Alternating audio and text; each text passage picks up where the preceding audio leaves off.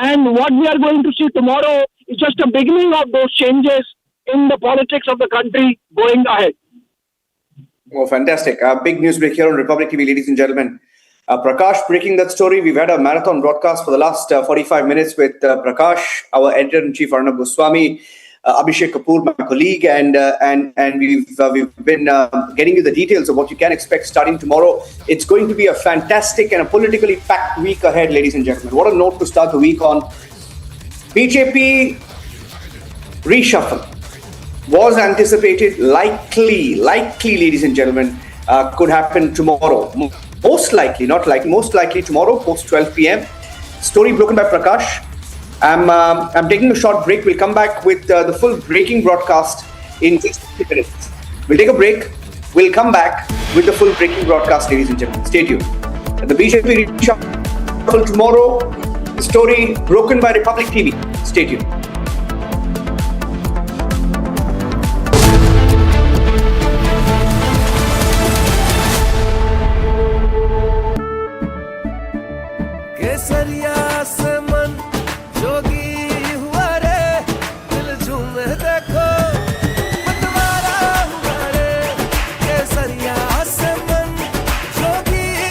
हर पल मनाओ केसरी त्योहार। विमल, बोलो जुबान केसरी। आर प्योर सूजी पास्ता उबालो, मिलाओ और खाओ, 8 मिनट में तैयार। क्या टेस्ट है, सबका राजा आर प्योर मसाला। चमकी चाट से क्या बना है? सैंडविच, लस्सी और छाछ। हर घूंट में चमकी चाट। ड्राई फ्रूट और दही बड़े। चमकी चाट से स्वाद बढ़े। असली स्वाद सिर्फ चमकी चाट।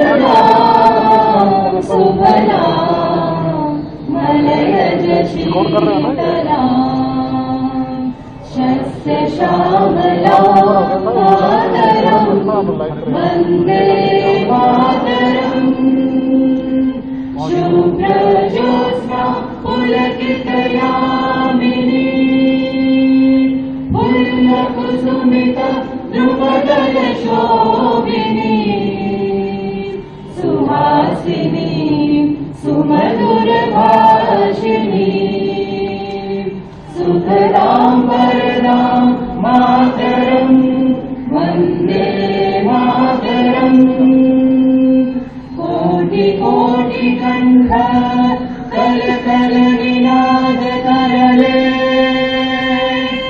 कोटि कोटि भुजे मृत कर कर वाले बोले माँ तुम्हें बोले बहुबल धारिणी नमामि तारिणी विपुदल वारिणी मातरं वन्दे मातरं तुम्हें विद्या तुम्हें धर्मा तुम्हें विधि तुम्हें कर्मा त्वं हि प्राणा शरीरे बहुते तुम्हें मां शक्ति हृदय तुम्हें मां भक्ति तुम्हारे प्रतिमा बड़ी मंदिरे मंदिरे वन्दे मातरं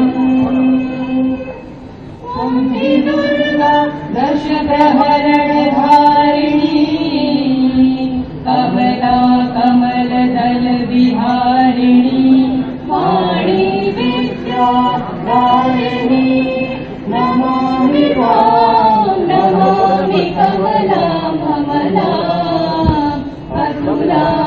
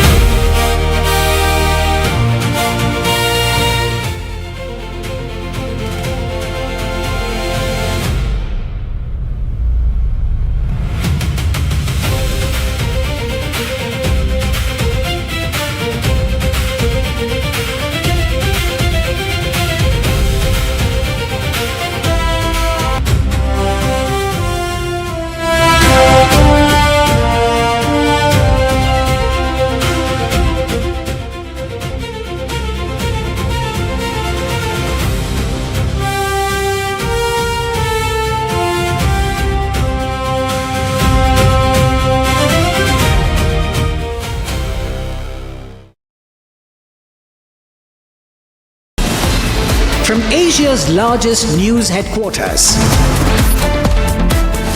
Setting the agenda for Bharat.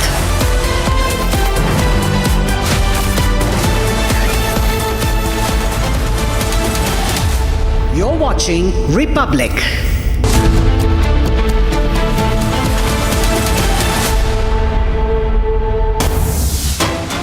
Getting you some big breaking news coming in. The biggest political news break on Republic TV. BJP reshuffle will be happening very, very soon. Most likely tomorrow.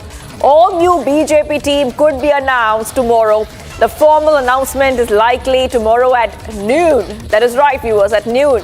The BJP reshuffle likely to be followed by the cabinet reshuffle. So huge updates coming in here on Republic TV, viewers. This exclusive update that we have for you. And the big update is on your screen, flashing on your screen. Clearly, viewers, this is the biggest political news break. Okay, let's go straight across to Narendra. So BJP reshuffle will be soon, most likely tomorrow. All new BJP team could be announced tomorrow. The formal announcement is likely at noon. The BJP reshuffle likely to be followed by cabinet reshuffle. It's very likely there will be more youth faces. There will be youth faces and better women representation. So these are two things to watch out for as Republic keeps getting you the biggest political news break which is happening. And this is going to happen tomorrow. And so the stage is set for that the BJP's electoral prospects get stronger ahead of the 2029 polls. So ahead of that, we see there's a huge reshuffle which would be happening most likely tomorrow. There's a big reshuffle happening. There'll be an all-new BJP team would be announced tomorrow. Let's go straight across to Narendra. Okay, we're getting into breaking news now. We have confirmation now, big political news break on Republic TV. And we're breaking the story first here that the all-new BJP team could be announced tomorrow. And Prakash is breaking the story, and we will be joined anytime now by our editor-in-chief, Arnab Goswami. And anytime now, he will be joining us live. But this is a big breaking news. Prakash, if you're there, can you confirm this for us? We are hearing that the announcement could be made tomorrow. Prakash. Yes. Prakash, can you hear me? BJP, the organizational rating is likely to happen anytime tomorrow or very soon, as we expect after the parliament session. This news is being broken on because it's been active for the past or so, ever since a new BJP president took over as the president of the party.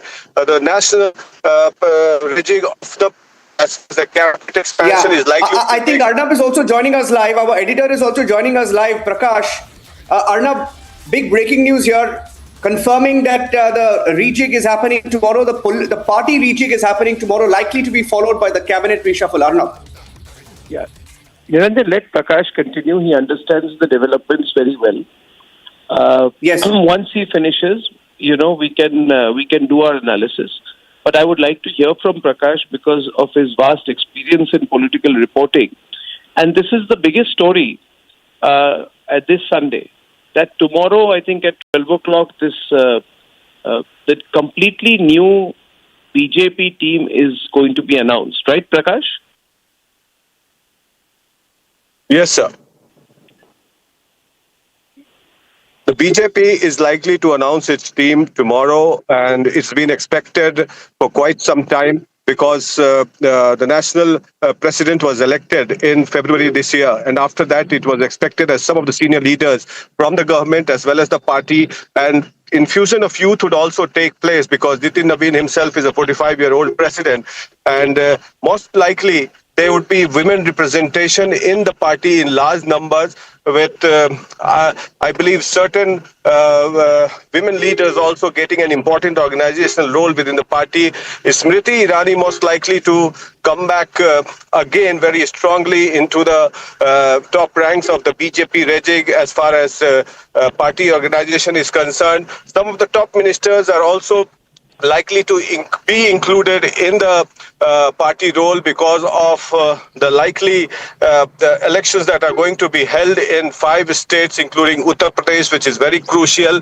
And keeping in mind the stalemate that happened in the parliament recently, the top sources in the party say that the cabinet rejig is also likely to follow very soon, with the infusion of youth in the cabinet as well as within the party rank and file. And with the infusion of youth and women in both the party as well as the cabinet. Yeah, so I think what we are expecting is, I think the big question is now whether this leads up to a cabinet reshuffle. The cabinet reshuffle has also been in the works. It was supposed to be before Parliament. And there was some internal criticism of the fact that had it happened and Mr. Pradhan been reshuffled before Parliament session, the CJP would have had the wind out of their sails. Arnab, so it appears like he's got more details of who could be included, saying that it could be a rejig where many youth leaders, younger leaders, could be finding their way into the party and be given leadership roles. This is the breaking news coming in. I'd like to get your views on that, Arnab. No, I think this is the 2029 team that the BJP will have. So I think naturally I would expect that if it's preparation for the critical 2029 elections, 2027 UP elections, Uttarakhand elections, upcoming Punjab elections, then the youthful flavor is likely to be expected. That's also what I have been hearing, while the more senior faces could be moved into government roles. So whether there are going to be any people who are going to be moved from the government to the party is, I think, now the question. Prakash, do you have any thoughts on that?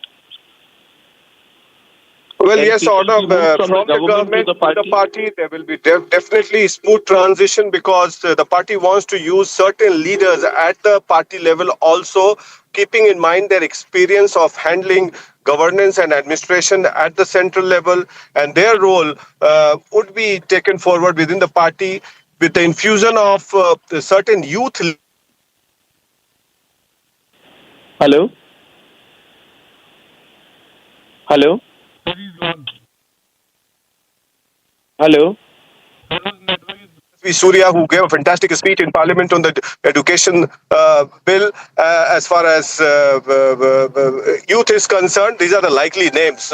I'm not saying that these people are going to join, but these are one of the few likely names. And the infusion of youth as well as women representation would be certainly on the fore as far as BJP is concerned, because it's midway through the elections as far as the 29 elections is concerned, 3 years away, and the BJP will have to certainly prepare itself, gear up itself for 29 elections as well as the impending 27 UP elections, which is very crucial, keeping in mind the fact that they have to win UP at any cost, as well as Punjab is also a very critical state. So certain representation will be given from both UP as well as Punjab, both at the party level as well as the cabinet rejig that will follow suit after the party organizational overhaul. Yeah, so Prakash, I think the Republic Bharat team is also waiting to take you live. Abhishek and Narendra can take this forward with me. Big breaking story here, ladies and gentlemen, when it's big breaking political news.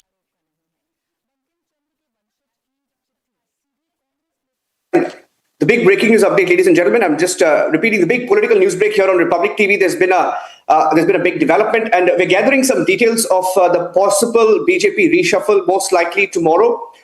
The all-new BJP team could be announced tomorrow. The formal announcement could be likely at 12 p.m. as Prakash got us the details. And this BJP reshuffle is likely to be followed by a cabinet reshuffle, and top sources telling Prakash that infusion of youth expected in the BJP rejig tomorrow? You can expect some names. And Prakash is live with... Basically, so you're a real estate veteran. You have a lot of young audience who's also here. I'm sure your families invest. You've started investing as well. If you look at, let's say, what according to you, now you've seen the growth of Gurgaon, you've seen Noida, you've seen parts of Mumbai, etc. Next 5 years, which is the top, let's say top 1 or top 1, 2, 3 growth corridors where you see, which will see massive real estate appreciation, infrastructure, development in India, if one, two, from an investor standpoint and both from a developer standpoint? So my bet is, these 7 cities will continue to grow. Okay. But 7 cities are the 7 metropolitan cities which you already have. Okay. They will continue to grow because there's a huge infrastructure push. There's a lot of economic activities continue to happen. Okay. But my bet will be on next 7 cities which is emerging. Which are? There are many cities within India. These are tier 2 cities. Okay. If you look at it from a north side of the India, cities like Lucknow. Okay. Cities like Chandigarh, Mohali. Okay. Cities like Jaipur. Okay. Similarly, down south, if you go to Trivandrum, okay. your Coimbatore, okay. and Vijayawada, okay. the next, the Andhra Pradesh capital. Okay. These are cities which is Indore in the mid-side. Nasik okay. is another city in the western part of it. Okay. So these are some of these cities where there is a huge amount of push from the government on the infrastructure, on the last mile connectivity. I think government is pushing for all sort of infrastructure, all sort of transportation, which is going to benefit. What about Navi Mumbai? You didn't have that in that. Do you have that in your list? Yeah. Again, Navi Mumbai actually already been, we consider that as sort of developed now. As already developed. The prices, if I share some of the data, in the last 5 years, the price, the price appreciation, what we have seen is more than 70%. Okay. More than 70% of the land prices or the plot prices have gone up. That's, you're saying only the last 5 years? In the last 5 years. 5 years. In the Panvel side of it, okay. in the Navi Mumbai. Okay. Secondly, I think there's a huge amount of economic activities are happening in the Navi Mumbai. Thirdly, with the opening of the Navi Mumbai airport now, airport, it is now connected globally on the one side. Secondly, it is also pushing for the employment generation. There is a lot of industries are setting up their own global capability centers. Okay. Thirdly, I think manufacturing, especially when we looked at areas like Bhiwandi and all that, there's a greater amount of push on the data center, on the your warehouses. Yep. Equally, the hospitality is coming up. So overall, if you look at it, the Navi Mumbai area has seen a significant growth in the last few years, especially now after the opening of the airport. You will see, greater push to the economic activities in that region. So there's a lot of holiday homes or second home projects which are coming up now with places like Navi Mumbai, etc. And this, where you see a lot of developers launching those. These are places where, a couple of years back, if you had asked us, we wouldn't have heard of them, or we would have heard of them, but traveling to those would not have been possible. I mean, when you want a holiday home or you want an investment, you want to visit that. It should be like a couple of hours drive on a weekend, every weekend that you can visit, not a place where you sort of visit once in 6 months or once a year. So I think that has changed. No, I think with also, connected cities and infrastructure coming. development. Just to give you the example, look at the Dehradun today. Yeah. Dehradun used to be around 4 hour, 5 years journey. Today you can reach it in 2 hours time. 2 hours, yeah. And earlier every developer used to build the second homes. Yeah. Because immediately after the COVID, people wanted much more bigger houses, lifestyle. They much more focused on the lifestyle. Work from home concept came in, so people used to work 4 days in a week from their home and 3 days from their offices. Yeah. So people started... I wish that continued, no? Yeah, people started buying these second homes. So because of that, there was a demand for these second homes started. So demand for I think real estate continue to go, and you will see a lot of innovation, a lot of technical improvement coming in, not only on the land side or on the raw material side, even on the design and also on the construction. A lot of improvement what we have seen over a period of time, innovation taking place on the construction side, how we can make the construction affordable, how we can innovate so that it can be finished with a lesser cost and a faster time. So these are some of the improvement which we have seen over a period of time, and this will continue to improve. That's the reason I see a huge opportunity is available for a younger generation to come into this field. Tell us a little bit about the innovation, kind of innovation also that's happening, on construction side, on the architecture side, on the engineering side, etc. What kind of innovations are we looking at, compared to, let's say, 10 years, 20 years back? बहुत सारे हो रही है, as I said, smarter homes तो एक example है. Secondly, on the smarter infrastructure में जहाँ पे ना आपका one example is EV. Now every houses you will have the EV. EV station, EV charging. Secondly, every household or every development will have a very solar efficient systems which is coming in. So these evolution will continue to take place. As also I said, many of these townships are very well digitally connected now. You cannot have any development which is not digitally connected. So developers are pushing for those kind of a transformation. And also, you will see even on the transportation. For example, आपका last mile connectivity बात कर रहे हैं. Earlier you used to have a toll. Now sensors are there. Sensors आ गई है, तो आप सीधा के सीधा निकल सकते हो अपना कोई किसी भी टोल में. That is what making you to save your energy and time. And also again, you spoke about some of the new construction. उस पे बहुत चार्ज हो रही है कि नया materials आ रही है जो कि इतने strong है. We used to build our houses on bricks. Today there is a my one construction, कहीं पे और जगह बनती है, लेकर आते हो, fit करते हो, and which is much stronger. So these kind of construction materials are also coming into the sector. This is what you will see the revolution, and this will continue to do. People are keep on investing, keep on innovating on the real estate side. All right, sir. Thank you so much. I think that was a insightful discussion. I think some learning points for our audience here as well, given that you guys will be, I think, in the job market in a couple of years and you'll start investing. So hope you guys got some good real estate gyan and tips as well for when you enter that phase. So, all right. Thank you so much, sir. Great having you, and looking forward to hosting so many more sessions and chats with you. Thank you, Mr. Santosh Kumar and Karan, for an insightful conversation. I'm sure all of us could pick some leaves out of this conversation, and especially the investment tips that you got.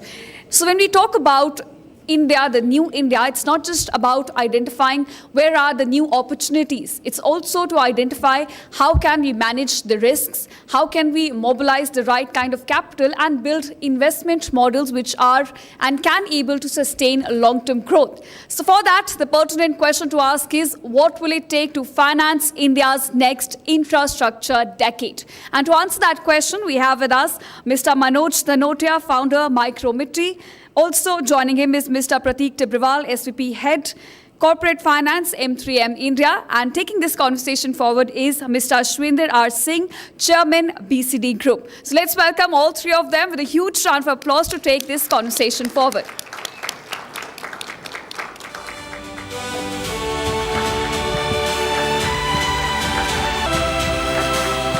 The ambition of India to build infrastructure is very clear. But my question to you as a finance professional, as a corporate finance professional in the real estate space is, what is going to be the bigger challenge? Is the bigger challenge going to be building it, or is it going to find out where the capital will come from? You can't look at in isolation whether India needs funding or execution capability. Both of this would go hand in hand. we have a massive opportunity to invest more than $1.5 trillion in the next 10 years. To reach this potential, I think we need to, focus on policy stability, and, we need to allow the domestic capital to be channelized into infrastructure investments. Today, our domestic capital flows are burgeoning. You look at any sector, whether real estate or infrastructure, domestic capital today is surpassing foreign capital investment. So we need to, channelize this investments into the economy. And what we need to do is also create the entire pipeline for mature investments where the foreign capital can come in, which is more competitive for assets where there is, complete visibility on the cash flows. So, funding the infrastructure requirements is crucial. We need to get the scale and the competitive capital, which can be done. I think we have all the ingredients, and over the last 15 years, I think the government and the industry have worked in tandem to create this massive platform, whether you look at REITs, whether you look at InvITs, whether you look at AIF, whether you look at the GIFT City framework today. I mean, we are accessing capital. Our public markets, be it, IPO, QIP, you look at the markets, we're really buoyant. So we are, generating capital to fund this infrastructure growth. I think execution is equally important. I think we need to move into technology and how technology can improve this execution. So in infrastructure, what is requirement is how can we change the productivity? How can we monitor the progress on a real-time basis, and how it helps our data decision-making progress? And at the end of it, how do we manage our risk well? Because in infrastructure, what we've seen in the past is cost overruns, time overruns, land acquisition delays. Now, with technology and with the right capital, can we change the entire execution progress? Another aspect where there's a lot of opportunities, how do we address the labor shortage? Because I think that is a very, very critical impediment today, both for real estate and the infrastructure sector. So I think we need to embrace technology, how we can address this shortage. And the opportunity is completely there in terms of how do we execute this infrastructure at a scale and pace that we need. Manoj, can private capital come in infrastructure development? ये जो आपका question है sir private capital का, हम private equity की अगर बात कर रहे हैं तो टीयर 2 सिटी में पहले तो मैं डायरेक्ट आंसर देता हूँ कि पब्लिक का पैसा बहुत लगा चुकी है गवर्नमेंट इन डेवलपिंग रोड्स. तो टीयर 2 सिटी का infra has improve like anything. तो पब्लिक पैसा काफ़ी लगा हुआ है. प्राइवेट कैपिटल का जो second layer of ring infrastructure is land banking. अगर आप गवर्नमेंट पॉलिसीज़ भी देखोगे, for example even Madhya Pradesh integrated colony की जो पॉलिसीज़ आ रही हैं, so that is favouring large developers.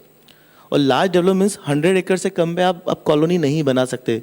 तो you have to acquire that land bank across those road corridors and the infra corridors. जैसे एरो सिटी बन रही है हमारे यहाँ, सुपर कॉरिडोर बन रहा है, सड़कें बन, आजू बाजू जो लैंड है, catchment area, the second layer जिसे मैं बोलता हूँ लैंड की, वहाँ प्राइवेट कैपिटल का बहुत बड़ा रोल है. So one is large capital कि वो लैंड बैंकिंग में हम पैसा लगाएं. ज़मीन आज भी टीयर 2 सिटी में 60% सस्ती है. और टीयर 1 से हम GCC का इन्फ्लो बोलें या हाउसिंग का इन्फ्लो बोले, अभी लास्ट 3 साल में माइक्रोमिटी ने जो करा है, हमारा जो एक्सपीरियंस है which is very different from any other developer. Even NRIs from Dubai, Singapore, Malaysia, US are putting back their money into tier 2 cities. वो देखते भारत की तरफ ही हैं कि भारत में पैसा लगाना है. इवन इक्विटी मार्केट में जो फैमिली ऑफिसेज एंड HNIs जो ट्रेडिशनली प्रॉब्ली रियल एस्टेट में पैसा लगाते भी नहीं थे, apart from buying land, they are putting into conceptual projects. Like हम साइबर सिटी बना रहे हैं इंदौर में, हम इंदौर का सबसे बड़ा कन्वेंशन सेंटर बना रहे हैं. पैसा किन का आ रहा है सबसे ज़्यादा? Private capital. अब प्राइवेट कैपिटल की से जो डेफिनेशन टीयर 1 सिटी में है कि बड़े VC फंड्स या नेम्ड फंड्स, हमने 3,000 करोड़ का सर AUM बनाया है पिछले 2.5 साल में लैंड बैंकिंग करके. The money we have received as a private capital is not named funds but the HNIs, जिनके शायद फैमिली ऑफिसेज अभी नहीं हैं, but they are growing like reaching somewhere 500-1,000 crore turnover. दूसरा, it is not private capital but हम ऐसे बोलते हैं जो डीप पॉकेट्स हैं हाउस होल्ड इनकम की. बहुत सारे छोटे छोटे इन्वेस्टर्स ऐसे हैं जिन बहुत बड़ा अमाउंट नहीं, बट आज हमें साइबर सिटी 500 करोड़ करना था तो मेरे पास ऑप्शन था प्राइवेट कैपिटल के पास जाऊं या 10-10, 15-15 करोड़ लेके मैं HNI से करूं. मेरे लिए बहुत ईजी था HNI से लाना टीयर 2 और टीयर 3 सिटी से. जो टीयर 3 वाले भी काफ़ी लोग ऐसे जो पैसा टीयर 2 या टीयर 1 में लगाना चाहते हो, तो टीयर 1 में उनको एंट्री मिलता नहीं है because of name private capital या बिगर डेवलपर रीच भी नहीं होता उनका इतना. बट लैंड बैंकिंग के थ्रू वो आते हैं और फिर हम जो कॉन्सेप्ट्स उनको दिखा रहे हैं, हम जैसे इंडिया के बेस्ट आर्किटेक्ट संजय पुरी जी को लाए, तो we are able to bring in money not from named private capital. आज हमारे पास वो भी हैं, HNIs, family offices, or reach deep pocket people in tier 3 cities. What is it that, a developer should look at, that this is the right project which will attract capital? It's primarily demand and the entire piece of, the economies, how will it stack up, which is the cash flow visibility. Today, investors are not looking for returns which will come towards the end by just land appreciation. What they want is, cash flow model, आपका execution क्या है, आपकी sales कहाँ से आ रही है, या आपका leasing revenue आ रहा है. There has to be operating cash flow stream. How do you create the value, like Manoj said, right? It just shouldn't be speculative investments. आप value addition क्या कर रहे हैं as operator? Am I building? How am I getting a brand?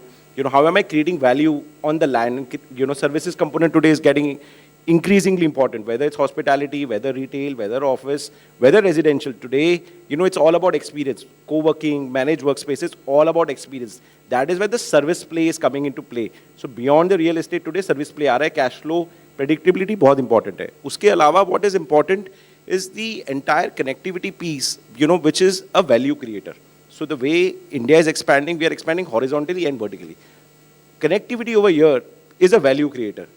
इसमें दो चीज़ है, demand भी create हो रही है इससे, and इससे पूरा economic value creation हो रहा है for real estate and in and around. And then I think for capital, especially foreign capital, what they look for is the depth in the market. कि ये returns जो आ रही हैं, इसमें depth है, liquidity है, and what is the performance of this market over the 5 tier 2 में depth है, liquidity है कि नहीं है? So for foreign capital today, if you ask, very few cities can demonstrate that sort of a... Manoj, you should listen to him now, because the next question is going to be on that. So, because the foreign capital comes in large quantums, they look to invest $200, $300 million often in a single project. So what they need is stress testing, कि भाई 10 years में अगर एक bad crisis आ गई, हमें क्या exit मिल सकता है, क्या drawdown हो सकता है हमारा, liquidity, depth. So this is a very important part. But said that, domestic capital is more better to go into such tier 2 city, opportunities, because ये local players हैं, इन्हें local markets की knowledge है. So आज किसी investor को अगर tier 2 city story खेलनी है, they are better equipped to work with a local player who has got the stock. नहीं, वो ठीक है, हमने बहुत local player इंडिया में global बनते देखे हैं. So you always start with local and then you become global. But thank you so much, Prateek.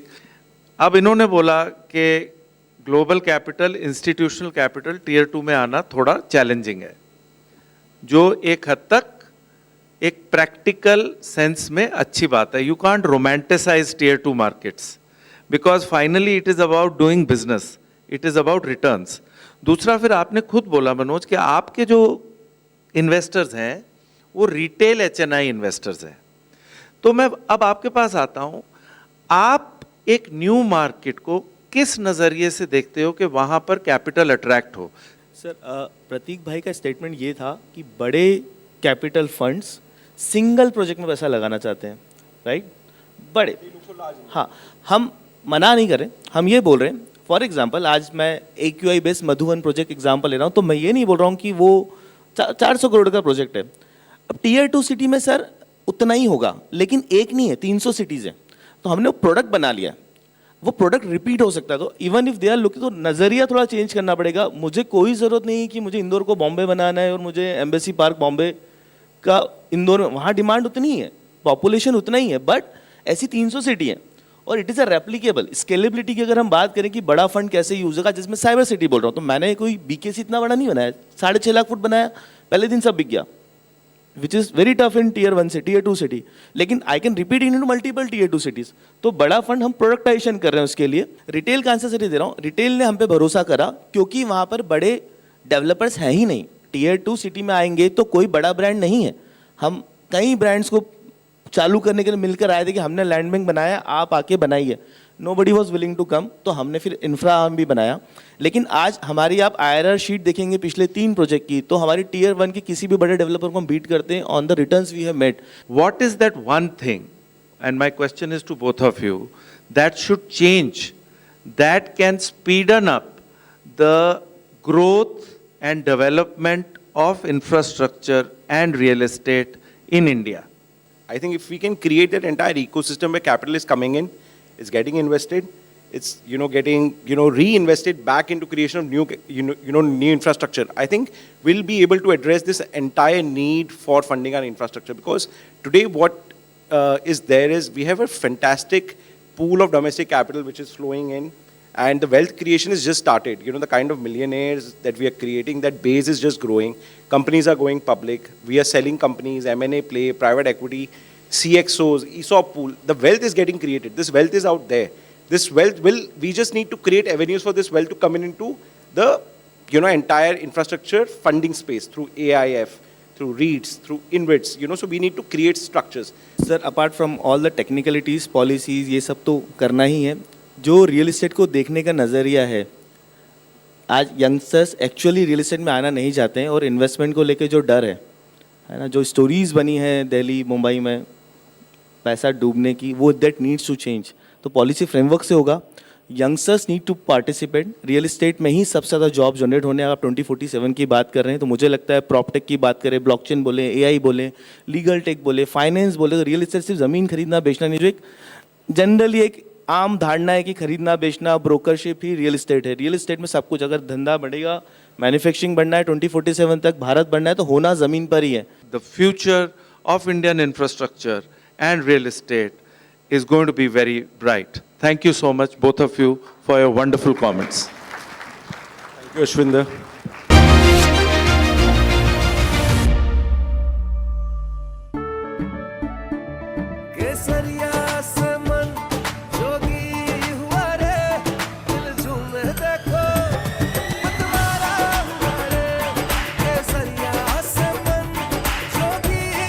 हर पल मनाओ केसरी त्योहार. विमल, बोलो जुबान केसरी. कुछ तो सस्ता लो, सब बढ़िया लो. इसमें क्या खास बात है? थोड़े में ज्यादा स्वाद, यही तो है इसकी खास बात. चमकी चाट से क्या बना है? सैंडविच, लस्सी और छाछ. हर घूंट में चमकी चाट. ड्राई फ्रूट और दही बड़े. चमकी चाट से स्वाद बढ़े. असली स्वाद सिर्फ चंकी चाट. We all must learn the lesson. The era of short, intense conflicts is over. We are all should be ready for long, drawn-out wars that tax and test the national stamina. There are unconfirmed reports that Iran has made a nuclear bomb. They have dropped enough indications that they have the bomb. Their top leader, he has made a statement that we now have the bomb. They had already upgraded up to 60%. They had 450 kgs of enriched uranium. And all this while, when Donald Trump was trying to bomb them to smithereens, they have continued with their nuclear program to save their bloody lives. Because there are people who are quite capable of using the nuclear bomb against Iran, because they couldn't get it to get onto its knees. So there were people crazy enough to use the nuclear bomb against subhumans. The bomb was ready, but it was not used against Europe. It was not used against Hitler and the Germans. It was used against non-white people. It was used against Asians to be treated as guinea pigs when there was no need. Japan was almost close to surrender because of the firebombing of the cities of Japan, because the Russians had also intervened and they knew the game was up. They were going to surrender anyway. Nevertheless, they were bombed. Nevertheless, they were bombed to test the bomb on live Asian civilizations, live Asian people. So, Iran was not sure whether there are people who are not desperate enough, because they had promised the world in 48 hours we will finish Iran, we will destroy Iran. If we can't destroy them that way, we'll destroy their economy. For 48 years, sir, what have you been doing but trying to destroy the economy of Iran? Have you been able to destroy it? No, sir. Those people are resilient, they have fought it, and I salute that courage. I salute that tenacity. I salute that will to fight. I salute their patriotism, period. I cannot say the same of the United States. You know, it was an unnecessary war of choice. There was no direct threat to the continental United States.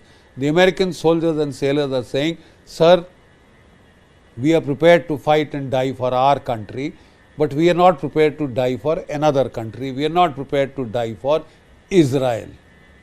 They may have funded your presidential campaign. They may have funded every congressman's campaign for the Senate or the Congress. But that doesn't mean the American people count for nothing. The non-Epstein class counts for nothing. You can get them murdered, you can send them. And if you want to fight a forever war, you might as well set in the policies of rotation, rotating troops in contact. But you have no strategy, you have no plan. You thought it would be over in 2 days. It has lasted, sir, 180 days almost. 6 mahine, 6 months over, more or less. And there is no end in sight. And now the Iranians are saying, we are so fed up of you and your backstabbing and your lies that, sir, we will wait for you to go as a president and negotiate with the next. From Asia's largest news headquarters, setting the agenda for Bharat.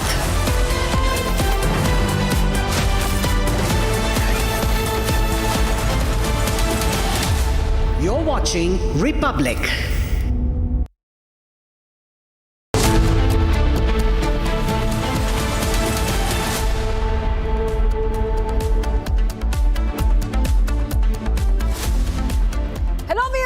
A very good evening. We are live and we are breaking. I'm Shivangi Shukla getting you the latest coming in. We have a big political news break for you. We'll tell you all about it. But the headlines first. Let's get started. Headlines brought to you by Canara Bank. Together we can. Biggest political news break on Republic. BJP reshuffle most likely tomorrow. Republic accesses inside details of the likely BJP reshuffle, fusion of youth expected. Sonia जी 140 करोड़ की जनता आपको देख रही है। आपके द्वारा किया गया ये पाप इस देश की जनता कभी माफ नहीं करेगी, कभी माफ नहीं करेगी।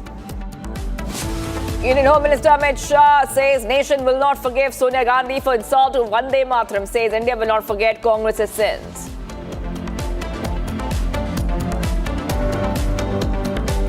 Congress defends false flag. Party member himself admits Sonia Gandhi asked to stop Vande Mataram midway.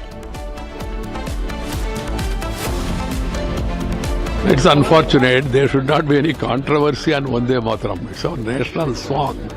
The entire country has accepted it. I feel unhappy and sad that on such occasions also unnecessary controversies are being raised, and then Vande Mataram also is being questioned also. Trouble mounts for Sonia Gandhi. Karnataka BJP leader files complaint against disrespect to the national song.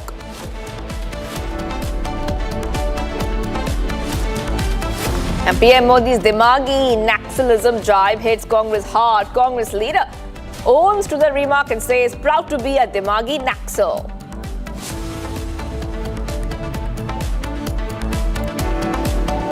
And viewers, Amit Shah, after inaugurating a statue of Atal Bihari Vajpayee in Chittorgarh, said that Sonia Gandhi made Congress workers stop national song midway and that the nation will not forgive Sonia Gandhi for this. So big updates coming in here, viewers. On Republic TV, Amit Shah says that what you have done is absolutely wrong. They say the Congress leadership showed utter disrespect to the national song at the party headquarters in Delhi and has demanded an apology from the opposition party. Let's listen in to what Amit Shah said.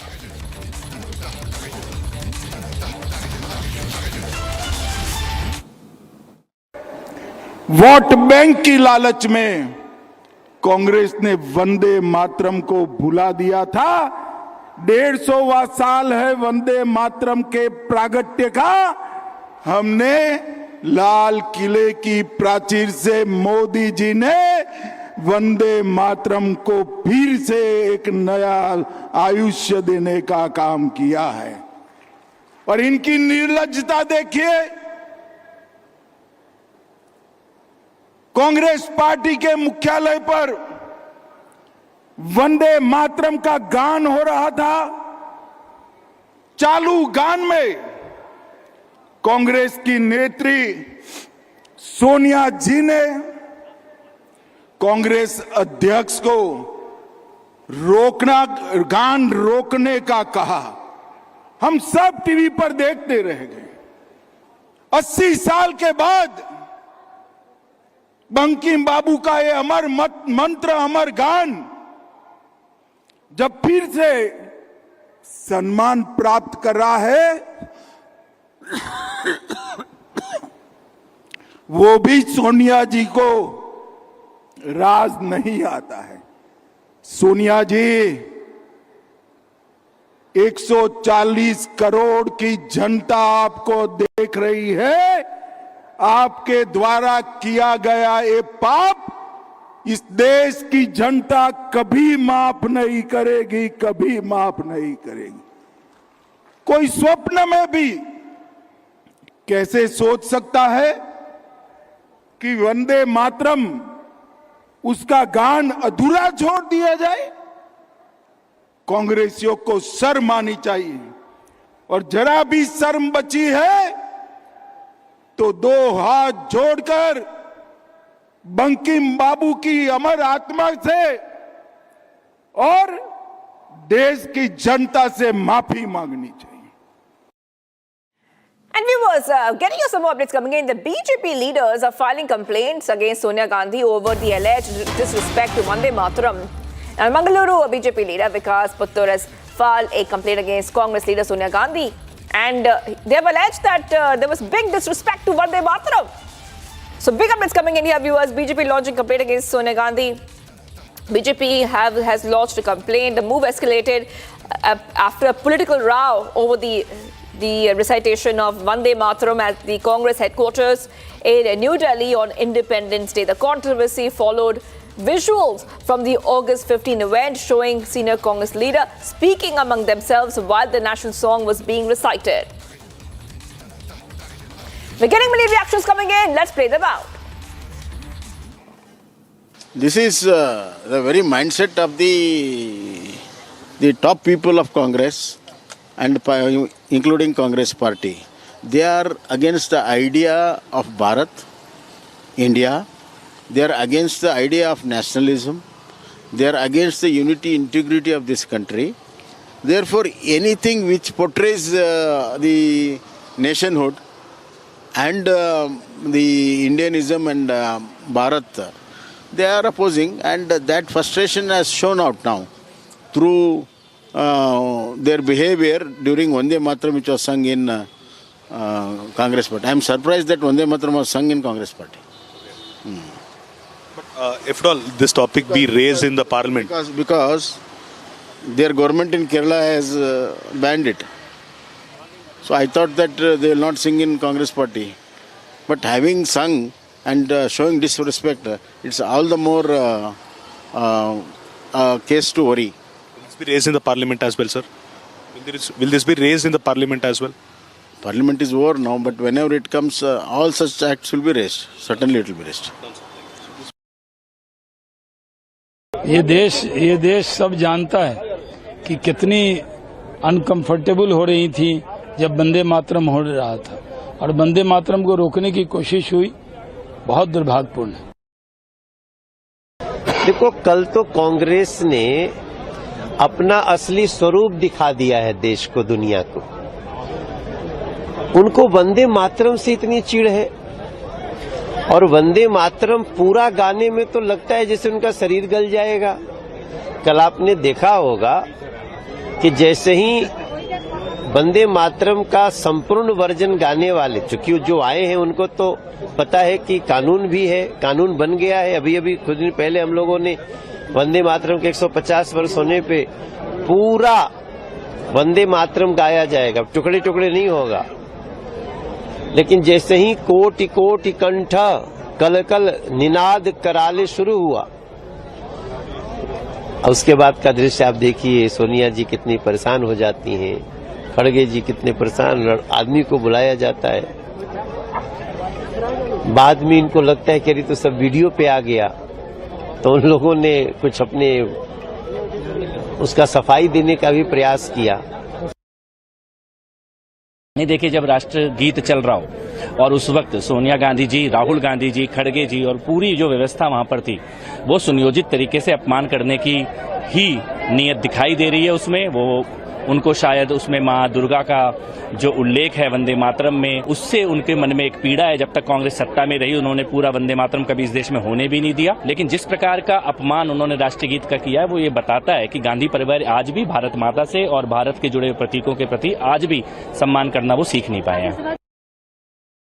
नहीं, देखिए उन्होंने इशारा किया, एक बार किया, 2 बार किया, और खास तौर से जो मैं सोशल मीडिया पर देख रहा हूं कि राहुल गांधी का ये कहना कि ये हमारा गीत नहीं है।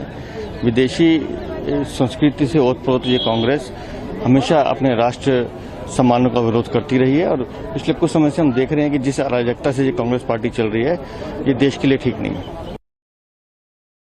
It's unfortunate. There should not be any controversy on Vande Mataram. It's our national song. The entire country has accepted it. Congress, even earlier Congress, that is Freedom Movement Congress, they also accepted it. And I feel unhappy and sad that on such occasions also unnecessary controversies are being raised. And then Vande Mataram also is being questioned also.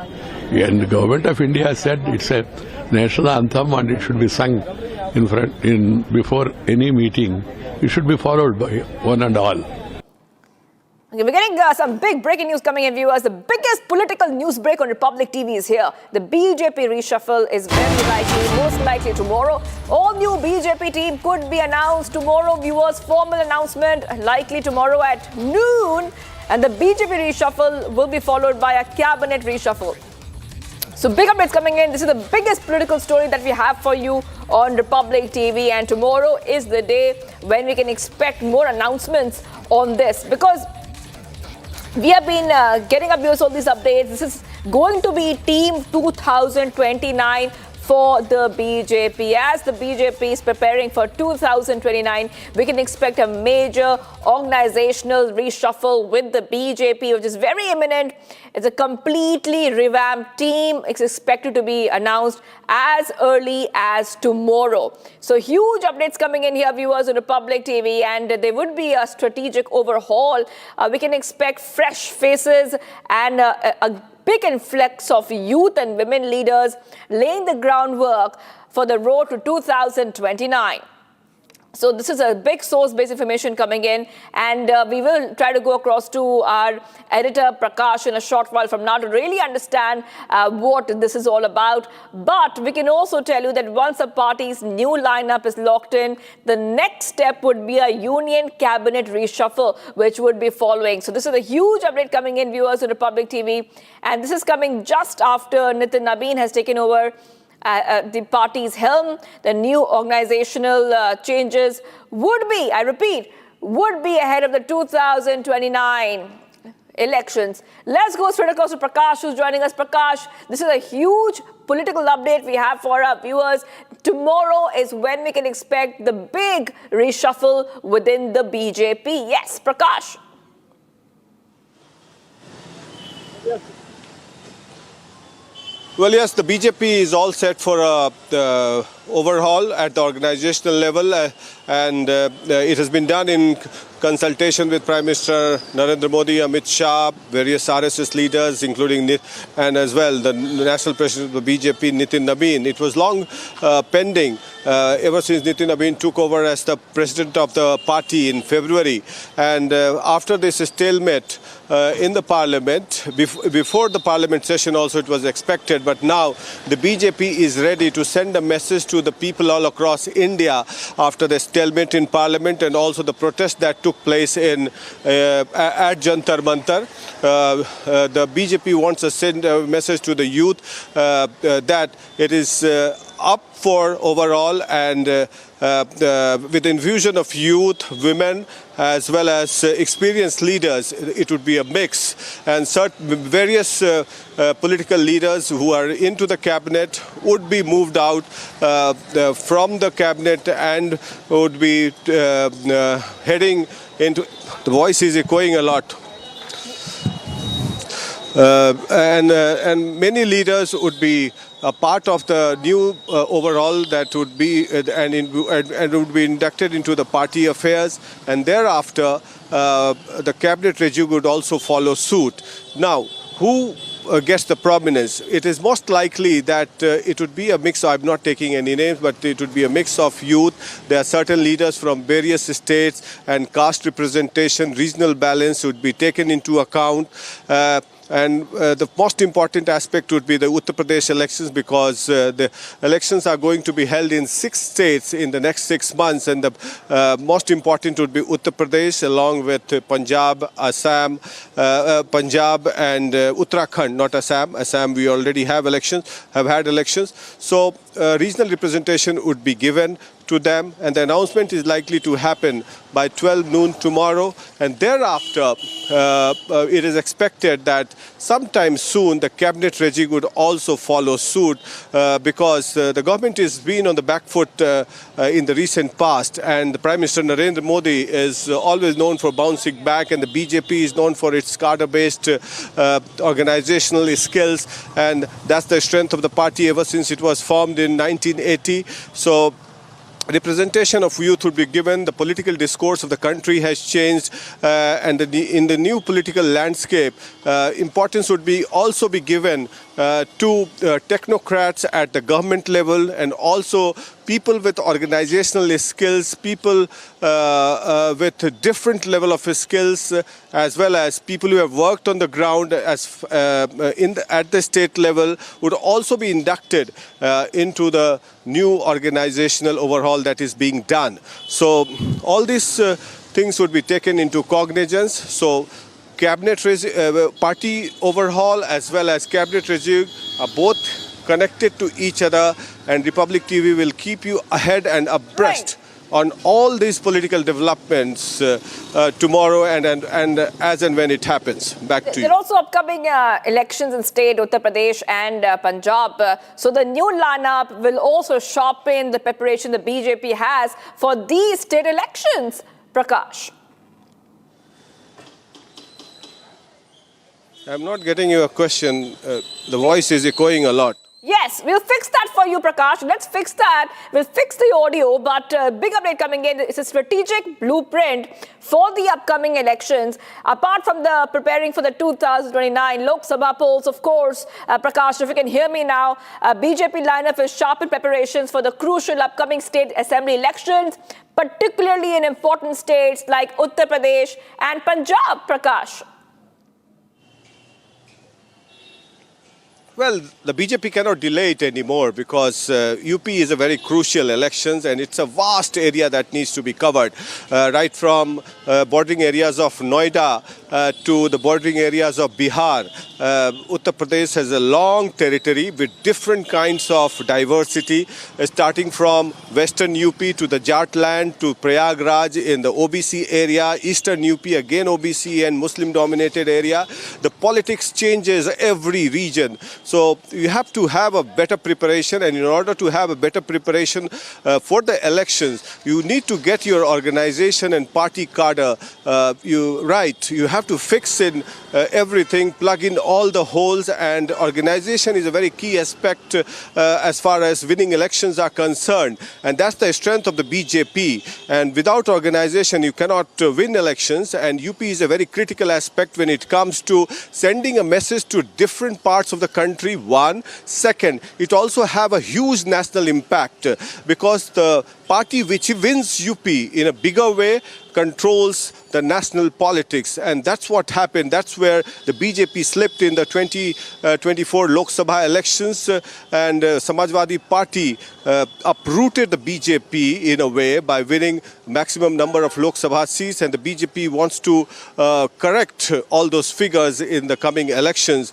And with the tall leader in Yogi Adityanath, who has controlled law and order situation as well as on the developmental plank. But on the other side, there's been a strong galvanization of the OBC politics also, what Akhilesh Yadav and the Congress party would try its best to assuage.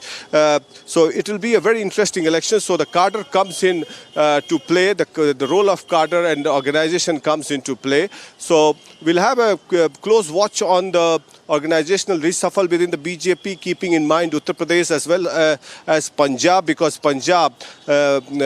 Punjab, BJP has been out of power for a long time. They had a long association with Akali Dal when Prakash Singh Badal was the Chief Minister of Punjab, and thereafter Aam Aadmi Party took over, and as well as in Uttarakhand, where BJP has been a ruling party for a long time.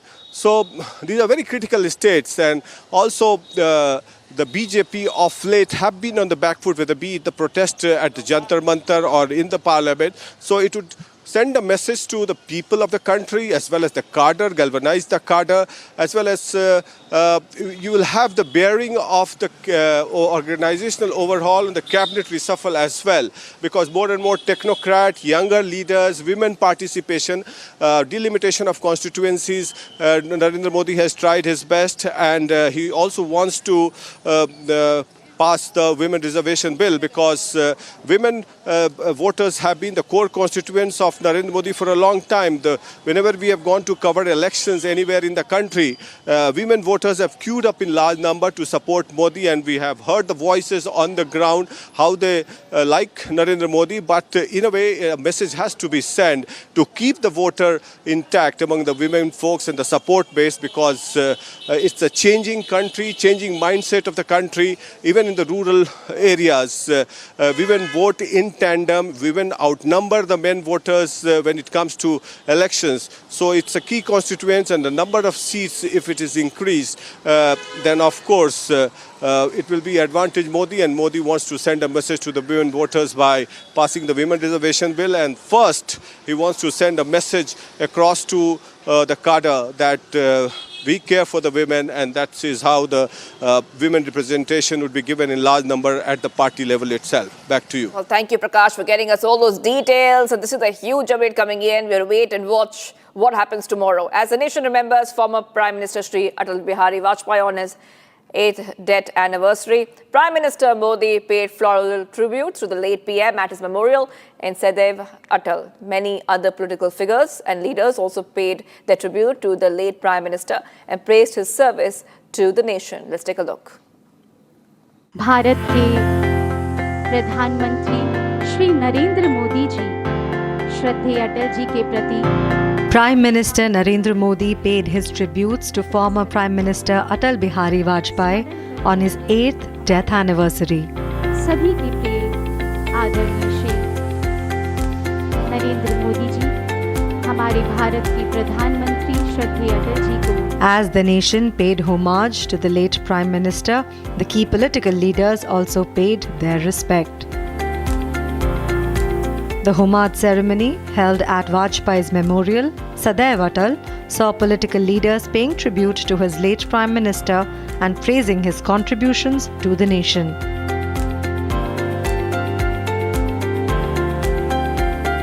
The late Prime Minister, as Bharat Ratna awardee during his tenure as PM, played a key role in some of the significant events that happened in the nation that later became a history.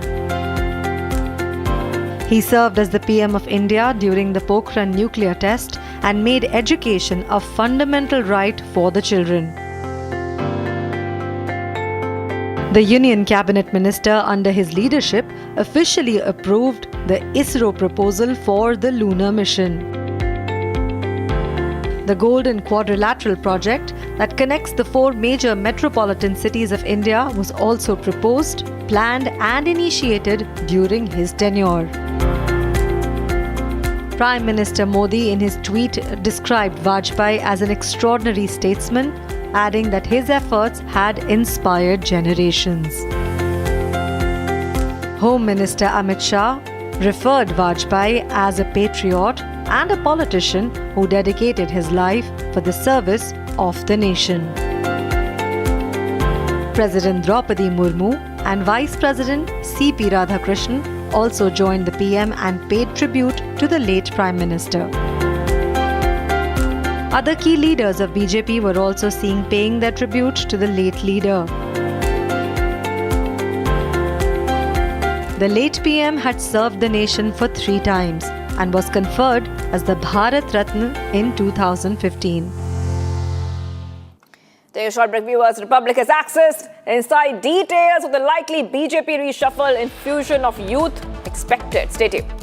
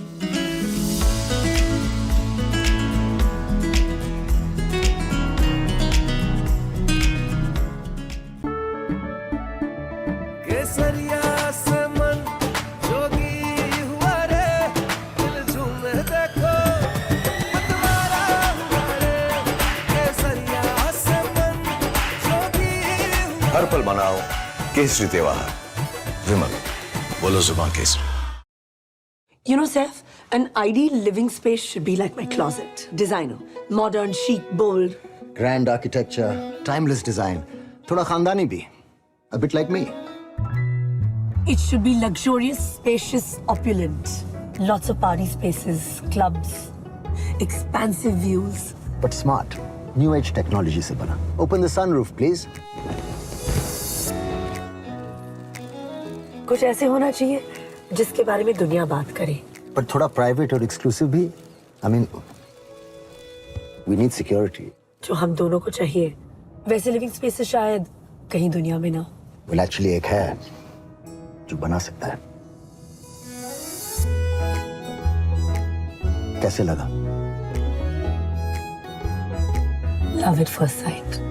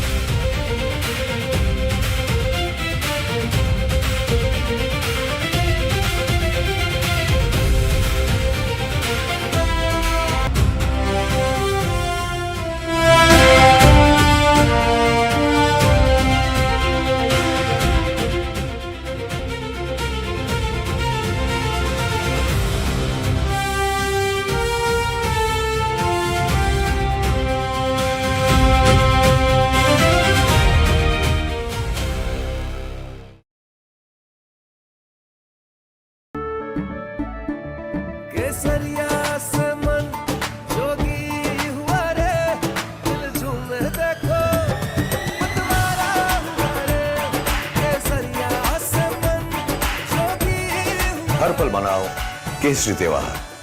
विमल, बोलो जुबान केसरी। चमकी चाट से क्या बना है? आलू चाट या fruit चाट, स्वाद बढ़ाए चमकी चाट। क्या बात है? स्वादिष्ट पकोड़े और फरसान, अरे चमकी चाट है इसकी जान। असली स्वाद सिर्फ चंकी चाट। कुछ तो सस्ता लो, सब बढ़िया लो। इसमें क्या खास बात है? थोड़े में ज्यादा स्वाद, यही तो है इसकी खास बात। राजा और pure masala.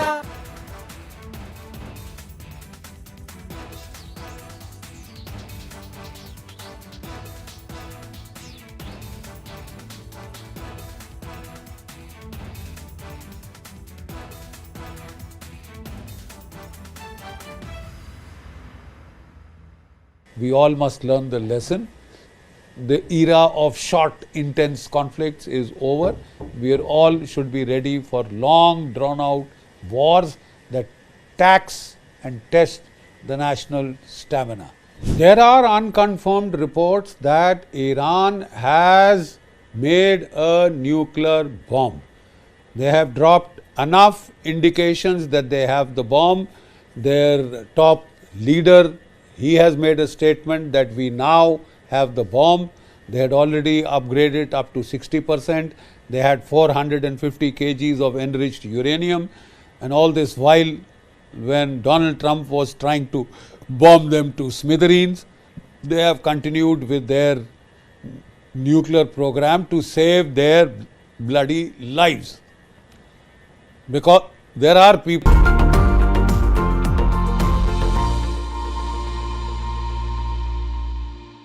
Hello and a very warm welcome to another episode of Our Estate, Building the Nation. My name is Nayan Shukla and this is your weekly window into the developments changing India's real estate and infrastructure landscape. Now this week, Rajasthan takes centre stage with 8 lakh crore worth of investment proposals, all set to drive new projects across the state. And also a 5,100 crore water infrastructure push promises to reshape urban water supply across Rajasthan. In fact, the Delhi-Mumbai Expressway is getting smarter with AI-based traffic management system being tested to track violations and improve road safety.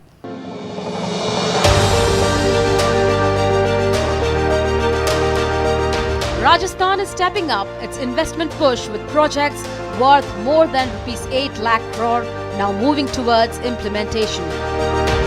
These projects are part of the investment pipeline from the Rising Rajasthan Global Investment Summit, where investment proposals worth around Rs 35 lakh crore were announced. The state government says the focus is now shifting from signing investment agreements to getting projects on the ground, with departments being directed to speed up approvals and remove implementation hurdles. The investment momentum spans sectors including manufacturing, renewable energy, defense, AI and emerging industries. Rajasthan is also expanding its industrial infrastructure with new industrial areas, logistic hubs and better road connectivity being developed to support this growth. For real estate, the impact could extend well beyond industrial land. As investments bring businesses, jobs and workers into new locations, demand for housing, commercial spaces, warehousings and supporting urban infrastructure is also likely to increase. In other words, Rajasthan's investment story is increasingly becoming an urban growth story, with connectivity emerging as one of its biggest drivers.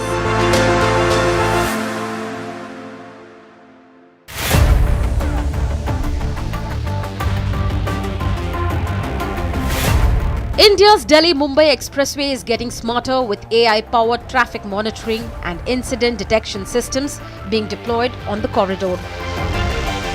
The technology uses cameras, sensors and analytics to monitor traffic movement, detect incidents and identify issues such as stopped vehicles, wrong way driving, congestion and speeding. The objective is simple: detect problems faster and improve response timing on one of India's most important road corridors. The system is now being tested on the Delhi-Mumbai Expressway, with the technology designed to provide centralized monitoring and real-time traffic intelligence. But the significance of the expressway goes beyond traffic management.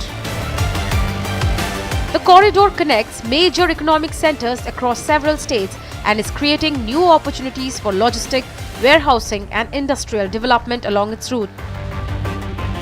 For real estate, better connectivity can make previously peripheral locations more accessible to business and residents. As the expressway gets faster, safer and smarter, the areas it connects could see greater economic activity and stronger demand for supporting real estate.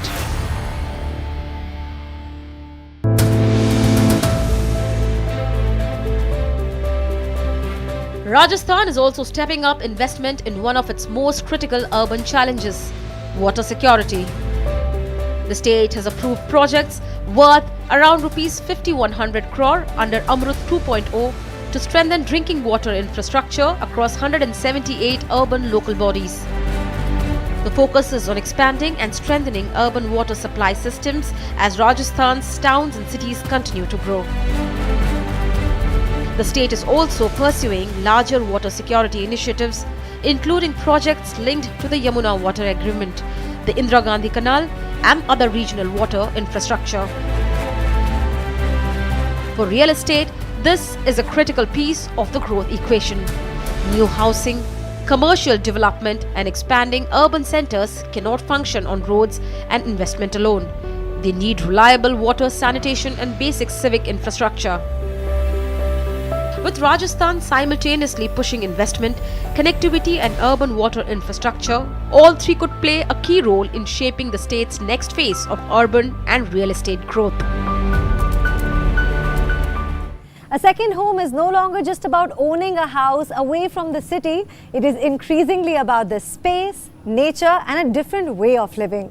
The R Estate team travels to Nagaon to explore Aranyaka Estate and also experience what a nature-led second home living looks like on the ground. Take a look.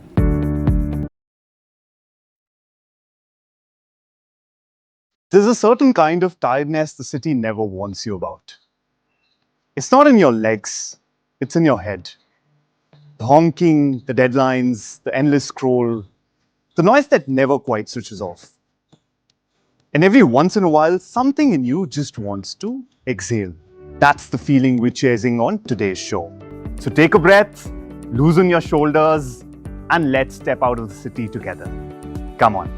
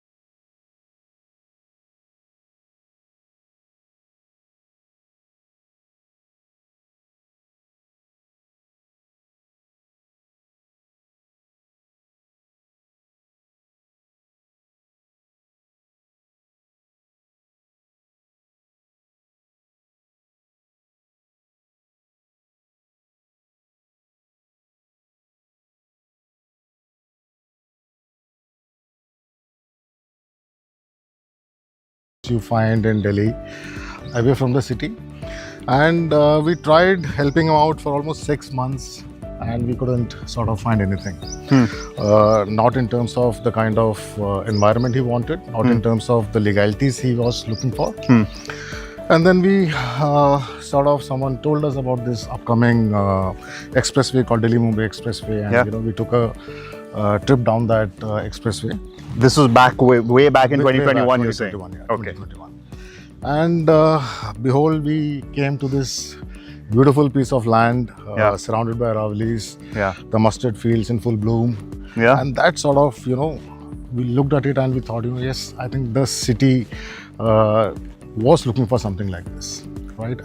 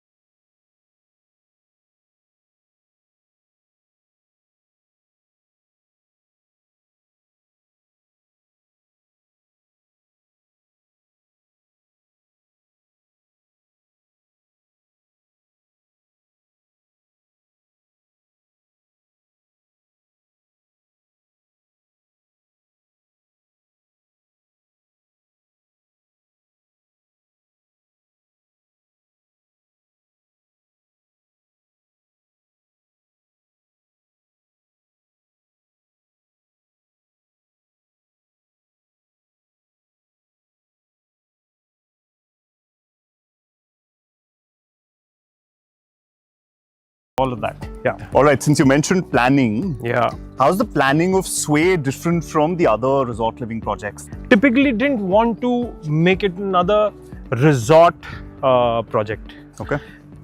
Our brief to our architect, Sujata Kohli, was that we wanted to center this project as a community living. All right. Yeah.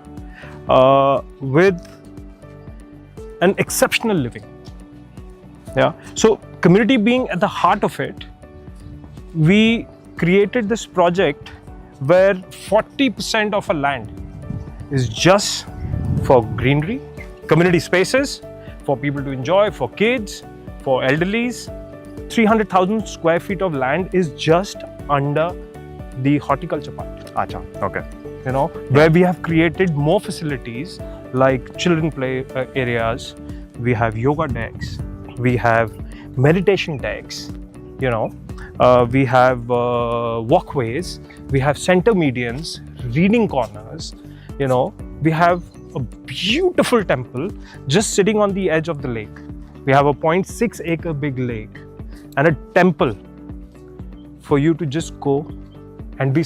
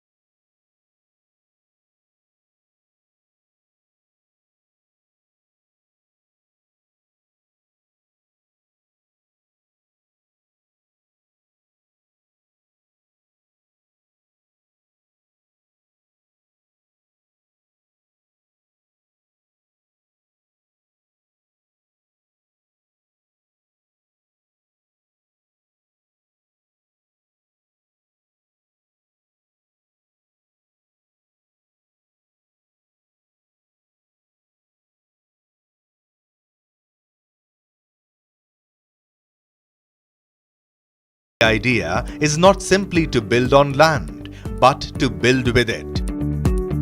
As infrastructure improves and lifestyles change, there's an increasing demand for organized countryside communities like this. The second homes category is becoming a hot new category in the Indian real estate market, and it's companies like Arnab Estates that are actually pioneers in defining this as a hot new category.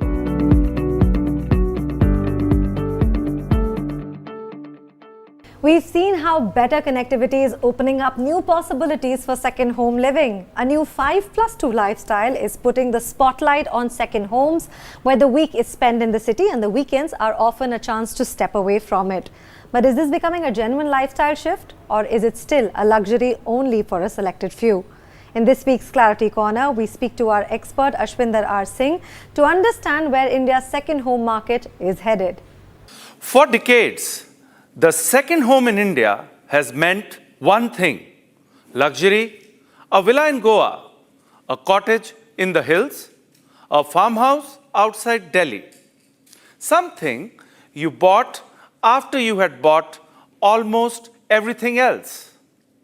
But what if we have been looking at the second home completely wrong? What if the next big real estate opportunity in India is not selling more expensive homes to the richest 1%? What if it is making the second home accessible to the next 10%? And accessibility does not simply mean affordability. You can build a 50 lakh home 3 hours outside a city. But if getting there takes 6 hours on a Friday evening, it isn't accessible. If the nearest good hospital is 70 kilometers away, it isn't accessible. If there is no reliable electricity, water, or internet, it isn't accessible. If the family doesn't feel secure staying there alone, it isn't accessible. And if maintaining that home becomes another full-time responsibility, it certainly isn't a lifestyle. It actually becomes a liability. That is the distinction the real estate industry needs to understand. A second home is not merely a second piece of real estate. It is a second ecosystem.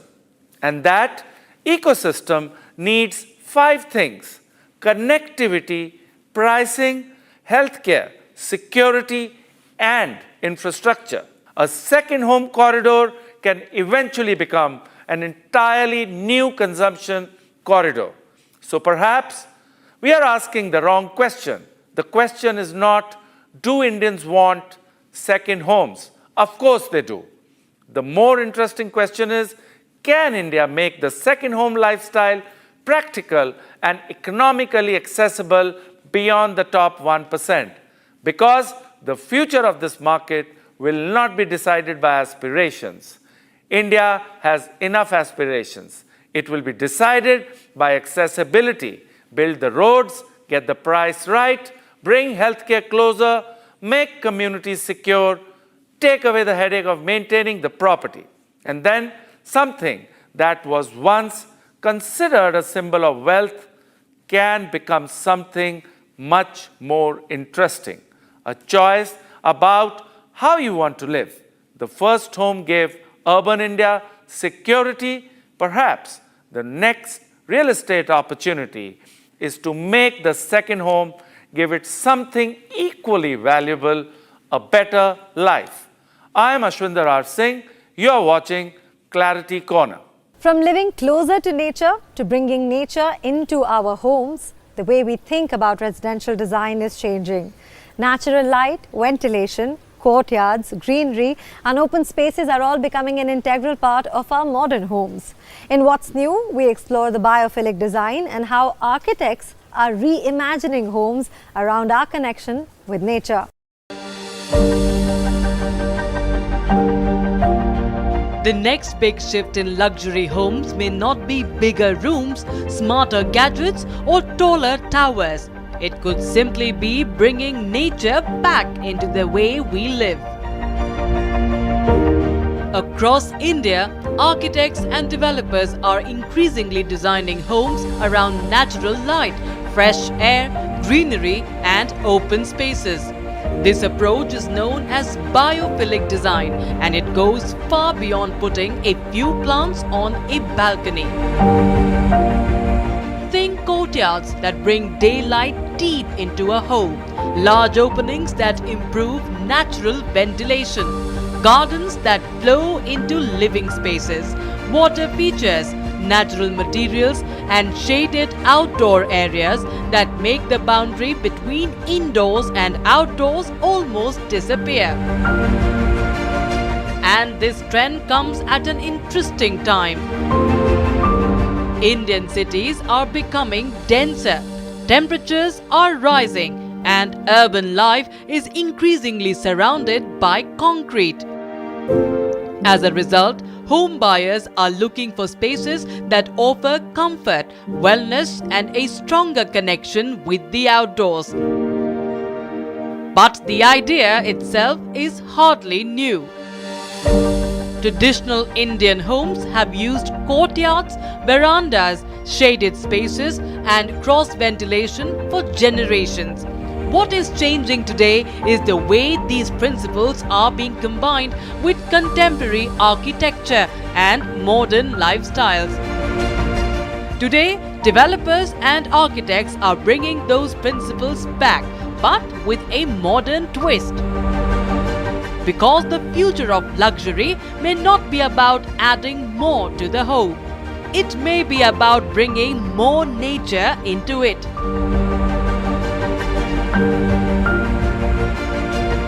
We'll be back with more path-breaking stories from India's real estate landscape. My name is Nayan Shukla. Thank you so much for watching and stay tuned to Our Estate, Building the Nation.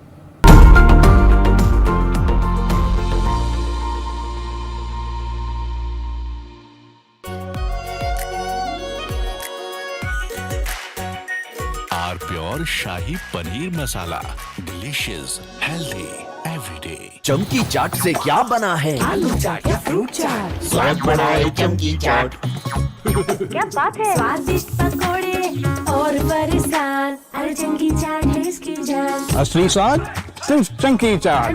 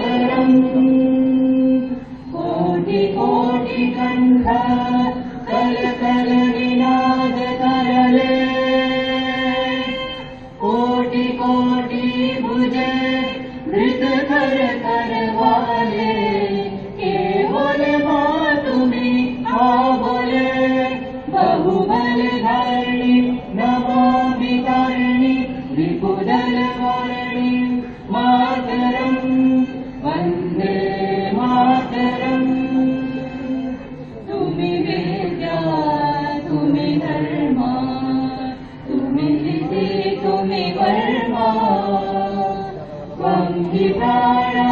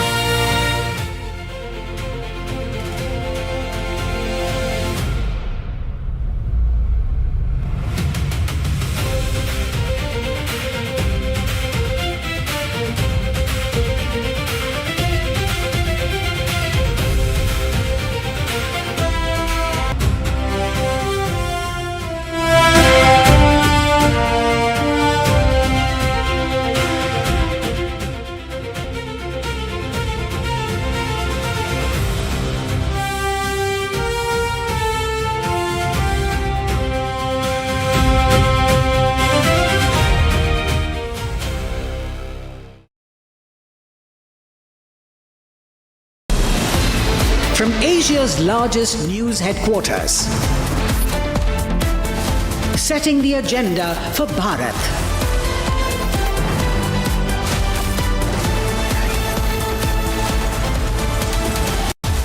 You're watching Republic.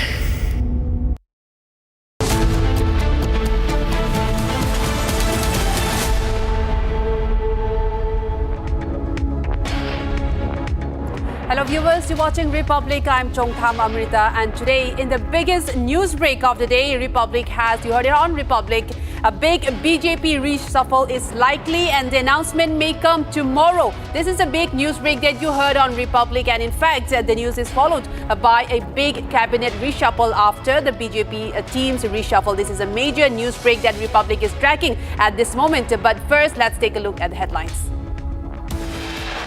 Headlines brought to you by Canara Bank. Together we can. Biggest political news break on Republic. BJP reshuffle most likely tomorrow.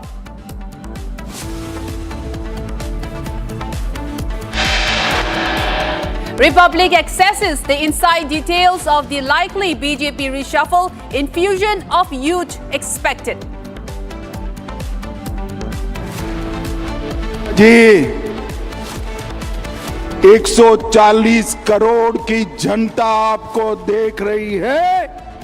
आपके द्वारा किया गया ये पाप इस देश की जनता कभी माफ नहीं करेगी, कभी माफ नहीं करेगी। Union Home Minister Amit Shah says nation won't forgive Sonia Gandhi for insult to Vande Mataram, says India won't forget Congress's sins.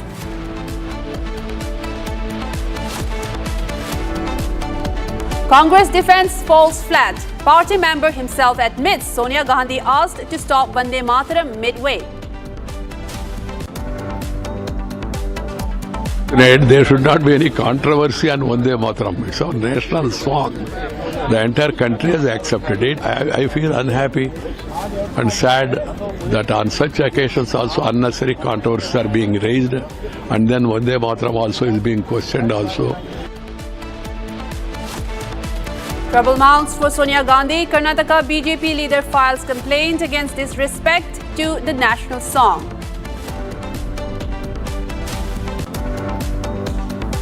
Prime Minister Modi's Dimag nationalism jibe hits Congress hard. Congress leader owns to the remark, says proud to be a Dimagi Naxal.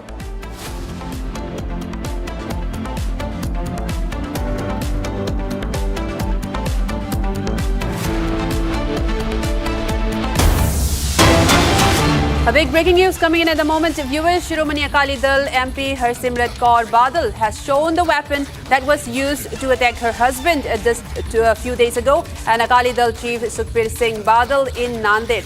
Now, she also saw that Badal's wounds that he sustained during the attack. She says that the attacker struck at his chest with a 1.5-foot long sharp weapon, but as Sukhbir Singh Badal raised his hand to defend himself, the blade pierced right through it, and he has been admitted to the hospital after that, and his sins been discharged. And now Sukhbir Singh Badal's wife Harsimrat Kaur has now shown the video, the evidence of this sword and how that cut through his arm while he was trying to defend himself. This is the video and the pictures that she has released, and she is showing the weapon that was used to attack her husband in this attack that just happened just a few days ago against Sukhbir Singh Badal. And she was explaining how that struck his arm while he was trying to defend himself. A 1.5-foot long sword, sharp weapon that was used, and she was saying that the attacker was aiming at his chest, and while defending, it was his hands was struck during this in his self-defense. This is the weapon that was used to struck Sukhbir Singh Badal in Nanded, and since then he has been admitted to the hospital and has been treated and has since been discharged. And this is again the assassination attempt that was struck against Sukhbir Singh Badal just a few days ago. The attacker has been arrested so far, and now his wife, Sukhbir Singh Badal's wife Harsimrat Kaur, is showing the weapon that was used, in fact, to attack her husband on this. We have the full statement that she was speaking on this regard. Let's take a listen to that. ਆ weapon ਸੀਗਾ ਜਿੰਦੇ ਨਾਲ ਉਹਨਾਂ ਨੇ attack ਕੀਤਾ। ਆ ਤਾਂ ਹੈਗਾ 1.5 ਫੁੱਟ ਦਾ ਕਿਰਚ, ਦੇਖੋ ਉਹਦਾ ਨੋਕ ਕਿਹੋ ਜਿਹਾ ਦਿਖ ਰਿਹਾ। ਆ ਹੈਗੇ ਟਾਂਕੇ ਜਿਹੜੇ 150 ਤੋਂ ਵੱਧ ਲੱਗੇ ਨੇ। ਇਹ ਕੱਲੇ ਇੱਕ ਪਾਸੇ ਹੈ, ਆਹੀ ਦੂਜੇ ਪਾਸੇ ਲੱਗੇ ਨੇ, ਅੰਦਰ ਵੀ ਲੱਗੇ ਨੇ, ਬਾਹਰ ਵੀ ਲੱਗੇ ਨੇ। ਤੇ ਵਿਰੋਧੀਆਂ ਦੀ ਤਾਂ ਜਿਹੜਾ ਗੁਰੂ ਦੋਖੀ ਆਪ ਇਸ ਗੱਲ ਦੀ ਨਖਿੱਧੀ ਵੀ ਨਹੀਂ ਕਰ ਸਕਦਾ, ਉਹਨਾਂ ਤੋਂ ਕੀ ਆਸ ਰੱਖੀਏ। ਉਹਨਾਂ ਦੀ ਆਪ ਮਿਲੀ ਭੁਗਤ ਸਾਜ਼ਿਸ਼ ਹੈ। ਜਿਹੜਾ 4 ਦਸੰਬਰ 2024 ਨੂੰ ਹੋਇਆ ਸੀ, ਜਿਹਨੇ ਗੋਲੀ ਚਲਾਈ ਸੀ, ਉਹ ਇਸ ਗੁਰੂ ਦੋਖੀ ਸਰਕਾਰ ਦੇ ਐਸਪੀ ਦੇ ਨਾਲ ਬਾਹਾਂ 'ਚ ਬਾਹਾਂ ਲਾ ਕੇ 2 ਦਿਨ ਫਿਰਦਾ ਰਿਹਾ ਉੱਥੇ। ਜਿਹੜਾ ਜਾਨਾ ਮਾਨਾ ISI ਦਾ ਟੈਰਰਿਸਟ ਹੈਗਾ, ਜਿਹਨੇ ਆਪ ਬਿਆਨ 'ਚ ਲਿਖਿਆ ਕਿ ਮੈਂ ਵਿਸਫੋਟਕ ਦਬਾ ਕੇ ਰੱਖੇ ਨੇ ਅਮਨ ਸ਼ਾਂਤੀ ਭੰਗ ਕਰਨ ਵਾਸਤੇ, ਦੇਸ਼ ਦੇ ਟੁਕੜੇ ਕਰਨ ਵਾਸਤੇ। ਤੇ ਇਹੋ ਜਿਹੇ ਬੰਦੇ ਨੂੰ ਨਾ ਕਮਿਸ਼ਨਰ ਆਫ ਪੁਲਿਸ ਭੁੱਲਰ ਹੋਏ, ਨਾ DGP ਯਾਦਵ ਹੋਏ। Well, that was what she was speaking, and she was also speaking about the attack itself and the weapon that was used to attack her husband, Sukhbir Singh Badal, where he suffered a major wound while he was trying to defend himself again from the attacker. This is a long 1.5 foot long sword, a sharp weapon that was used, and she says that it was struck and aimed at his chest. In this attack, that where Sukhbir Singh Badal in fact tried to defend himself, where the sharp weapon landed over his arm that wounded him in this attack. In fact, again, this is a major assassination attempt at him as well. My colleague Lalit joins us to give us more information on this. Lalit, do tell us, this is Sukhbir Singh Badal's wife, Harsimrat Kaur. She is still speaking about the weapon that was used to attack him. She says that it was aimed at his chest, Sukhbir Singh Badal's chest, while in self-defense. While he was trying to defend himself, it struck his arm. We know that Sukhbir Singh Badal has since been discharged after this incident, and this is still a matter that is being investigated as well. Lalit, give us more details on that. Well, definitely, if we talk about this whole incident, which was reported on Thursday in Nanded Sahib in Maharashtra, when Nihang attacked former Deputy Chief Minister and the President of Shiromani Akali Dal at the Gurdwara. It has been said that there has been some prior issue behind that, and if we talk about today, Harsimrat Kaur Badal have shown that Nihang sword with which Sukhbir Singh Badal was attacked, around 150 stitches were being while treating Sukhbir Singh Badal was being given to Sukhbir Singh Badal. And apart from that, if we talk about this whole incident, on 4th December 2024 also, Narayan Singh Chora, the Khalistani terrorist, at that time have attacked Sukhbir Singh Badal with a gunshot that was about to hit him, and in that incident also nothing has been formed. So already Harsimrat Kaur Badal and Vikram Singh Majithia have alleged that there has been a larger conspiracy behind this attack, and whole thing should be reconnected with dots, so that something who is behind this whole conspiracy could come out. But it was a life-threatening attack which took place on Thursday in Nanded Sahib. So today, Harsimrat Kaur Badal, while showing the sword, shown that there has been a larger conspiracy behind that. Back to the studio. Right. Thank you so much for giving us all of those updates, Lalit. And now, viewers, we move on to a big breaking news coming in at the moment as well. Bangladesh has sought a propitious environment for Tariq Rahman's India visit, and they urge extradition of Sheikh Hasina once again. This is a major update from Bangladesh, and in fact, this is coming in as officials of Bangladesh and India have been in touch with each other for several weeks on the possibility of the bilateral visit of the Prime Minister, Honorable Prime Minister Tariq Rahman's visit to India, and on that they have also sought the extradition of Sheikh Hasina. on this as well. Now, my senior executive editor, Abhishek Kapoor, joins us to give us more insights and details in this. Abhishek, can you give us more insights? Because this is a major statement. They are still asking for the extradition of a former Prime Minister Sheikh Hasina. We know that Sheikh Hasina is returning to Bangladesh in Dhaka by December this year, and she has also given a press conference regarding that, an audio conference, in fact, just a week ago regarding this as well. And now with Tariq Rahman's visit, Bangladesh has sought the extradition of her once again. Can you give us more details about what this means? Well, exactly, Amrita. So Sheikh Hasina herself has said that she would go back to Bangladesh, she would be in Dhaka, and it's for the present government to decide, or the establishment to decide, what they have to do with her. Whether she has said that she can be arrested the moment she lands, that's not a problem. She has even said that even if it means threat to her life, she would still go. So where is the question of extradition? This is essentially the Rahman government making an issue when none exists. Remember, the Bangladesh Prime Minister has been invited by Prime Minister Modi personally to participate in the BRICS summit in his capacity as head of the BIMSTEC grouping, of which both Bangladesh and India are part. And yet Bangladesh is sort of dilly-dallying. They are yet to confirm. The visit was earlier planned for first half of August, then it got delayed. Now it is expected that this might happen now, either on 21st or 22nd of August. That's what Delhi had proposed. Or if not, then of course the BRICS summit is there in the first week of September, and then at that time Tariq Rahman can come. Now, if you look at the provocative stance that's been taken by the Tariq government in Dhaka, typically, as it happens in India's neighborhood, as not a fixed protocol, but just a convention, that their first visit outside their country happens to be New Delhi. We have seen it happening in Nepal, in Bangladesh, in Sri Lanka, in Maldives, everywhere. But there seems to be a break this time, with Tariq Rahman choosing to go to or traveling to Malaysia and China before his visit to New Delhi is due. And there too, now you are seeing these conditions being put on Sheikh Hasina's extradition. On the Ministry of Foreign Affairs statement that's come out essentially says that the press conference, which you mentioned, Amrita, is being seen as provocative by Dhaka. Now,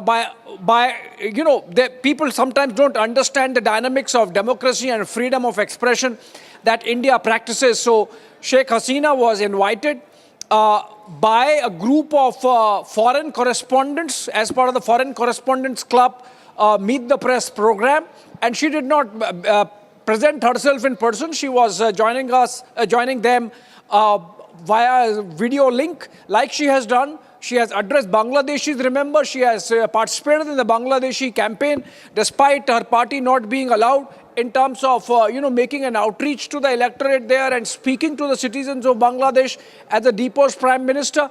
So you cannot stop her from expressing herself, but that's something that everyone needs to understand. So this is essentially making an issue when none exists. Sheikh Hasina herself is slated to travel back to Dhaka, and that perhaps would be being worked out through back channels. Remember, India's external intelligence agency, Research and Analysis Wing, RAW as it is called, its chief Parag Jain was in Dhaka last week. So obviously those those conversations would have happened. Some plain speaking would have happened, perhaps from both sides. But that's beside the point. The Ministry of Foreign Affairs throwing this spanner in the works, I think that really puts a shadow on whether the Tariq Rahman visit that was earlier expected to take place this coming week on 21st and 22nd of August, would it take place or not? Yes, in fact, thank you so much for all of those updates, Abhishek, because this needs to be seen, and also looking into the bilateral ties of both the countries as well. And, well, how India responds is what remains to be seen as well on that. Thank you so much for those updates. And now, viewers, we move on to another breaking news that's coming in at the moment. Taliban Defense Minister has warned of a calculated response to the Pakistani aggression. We know that for the past few days, in fact, there's been a more escalation and and attacks across the border of Pakistan and Afghanistan. And now we are getting this update and response from Afghanistan, from the Taliban government, saying that there would be a calculated response against Pakistan. They are in fact warning of a major response against these violence that has been happening for the past few days across the border of Pakistan and Afghanistan and Taliban. The defense minister of Taliban has also warned of a major response against Pakistan in this regard. And this is a major statement. In fact, there has been a major escalation that has been going on as well across the border of Pakistan and Afghanistan in this. And the Pakistan defense minister has now issued a big warning against Pakistan, saying that there would be a calculated response to these Pakistani aggressions across the border. I have my colleague Gursimran joins us on this broadcast to give us more details. Gursimran, can you break down more into what this could mean? Because we have been getting reports of a more aggressive violence that has been going on across the border of Pakistan and Afghanistan. And this is a very big response coming in from the Taliban government.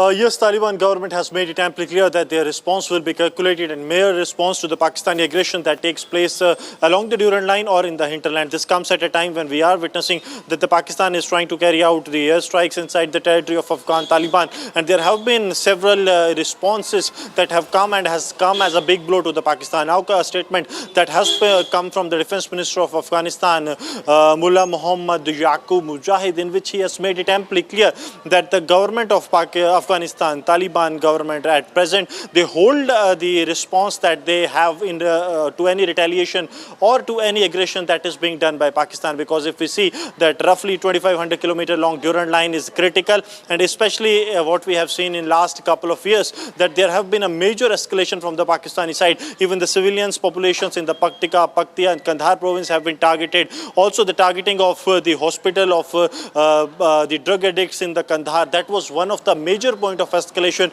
when we saw that both the countries were at the brink of the war, and there was a de-escalation that was catered by the Middle East countries, including those from the holding negotiations in the other cases as well. So now it is very clear that the response is going to be calibrated, calculated in a mere response, but this will come from the Afghani side at the time and place of their own choice.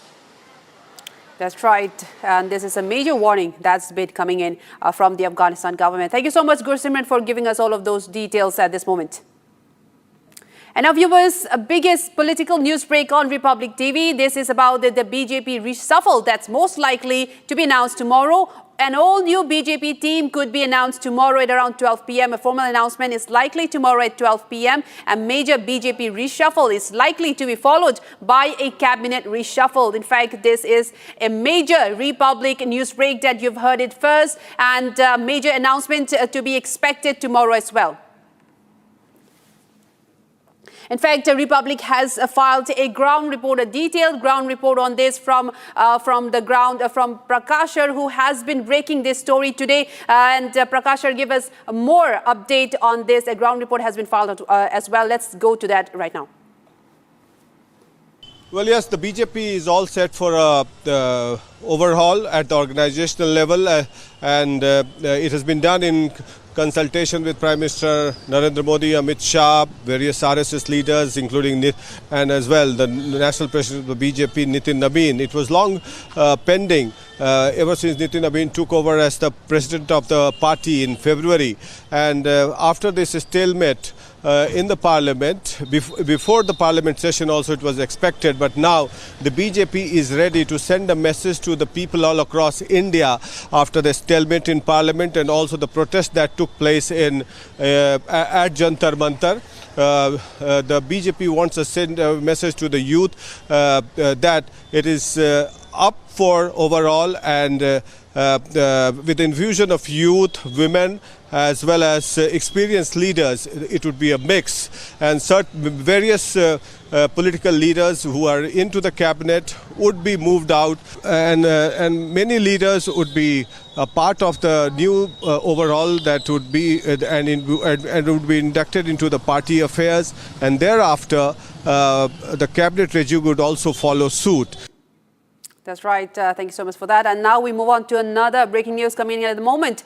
General Dhiraj Seth, Chief of the Army Staff, has arrived at Kathmandu Airport, Nepal. He is on an official visit to Nepal from 17 to 19 of August this year, and he will receive a guard of honor at the Nepali Army headquarters. General Dhiraj Seth will also attend the investiture ceremony at Rashtrapati Bhavan, where, in keeping with the unique tradition between the Indian and Nepali armies, he will be conferred the honorary rank of General of the Nepali Army by Ramchandra Paudel, the President of Nepal. This is a historic visit and a very symbolic visit as well. General Dhiraj Seth, the Chief of Army Staff, has arrived in Kathmandu, where he will be also attending the investiture ceremony.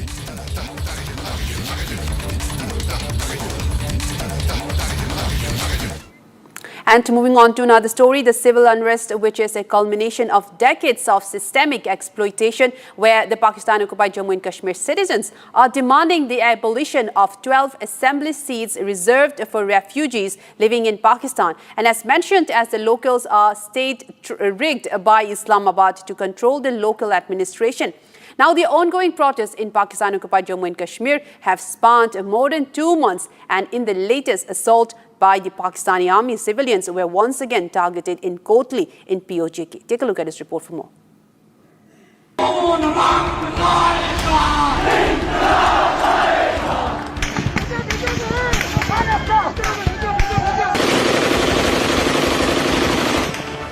Pakistan-occupied Jammu and Kashmir is witnessing its worst round of unrest in months.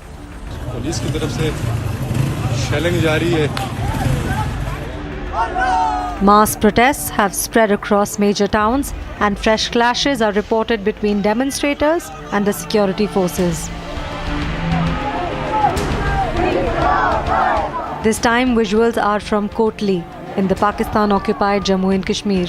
Protesters were once again seen raising anti-government and anti-military slogans. They were also seen accusing Pakistan's establishment for denying the region's genuine political representation and also exploiting its resources. In the current wave of violence that was set in motion, civilians were once again targeted, this time being dragged by hair. The JAAC had mobilized support around a 38-point charter of demands encompassing both economic relief and constitutional reforms. But for now, the casualties and the unrest amidst the protesters against the Pakistani authorities remain on the rise. And viewers, as the nation remembers former Prime Minister Shri Atal Bihari Vajpayee on his 8th death anniversary, Prime Minister Narendra Modi paid floral tributes to the late Prime Minister at his memorial in Sadaiv Atal. Several other key political leaders also paid their tribute to the late Prime Minister and praised his service to the nation. Let's take a quick look at the event. Bharat के प्रधानमंत्री श्री नरेंद्र मोदी जी श्रद्धेय अटल जी के प्रति Prime Minister Narendra Modi paid his tributes to former Prime Minister Atal Bihari Vajpayee on his 8th death anniversary. सभी के प्रिय आदरणीय श्री नरेंद्र मोदी जी हमारे भारत के प्रधानमंत्री श्रद्धेय अटल जी को. As the nation paid homage to the late Prime Minister, the key political leaders also paid their respect. The homage ceremony held at Vajpayee's memorial, Sadaiv Atal, saw political leaders paying tribute to his late Prime Minister and praising his contributions to the nation.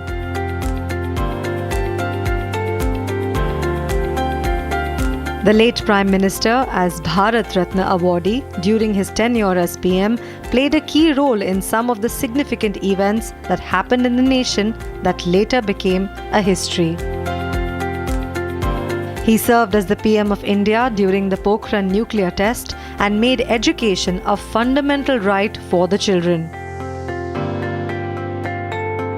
The Union Cabinet Minister under his leadership officially approved the ISRO proposal for the lunar mission. The Golden Quadrilateral project that connects the 4 major metropolitan cities of India was also proposed, planned and initiated during his tenure. Prime Minister Modi in his tweet described Vajpayee as an extraordinary statesman, adding that his efforts had inspired generations. Home Minister Amit Shah referred Vajpayee as a patriot and a politician who dedicated his life for the service of the nation. President Draupadi Murmu and Vice President C.P. Radhakrishnan also joined the PM and paid tribute to the late Prime Minister.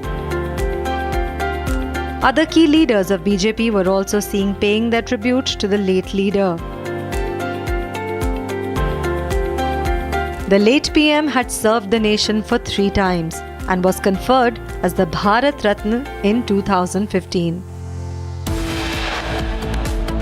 Coming up after a very short break, a big New Republic accesses inside details of the likely BJP reshuffle. Infusion of youth expected. Coming up next.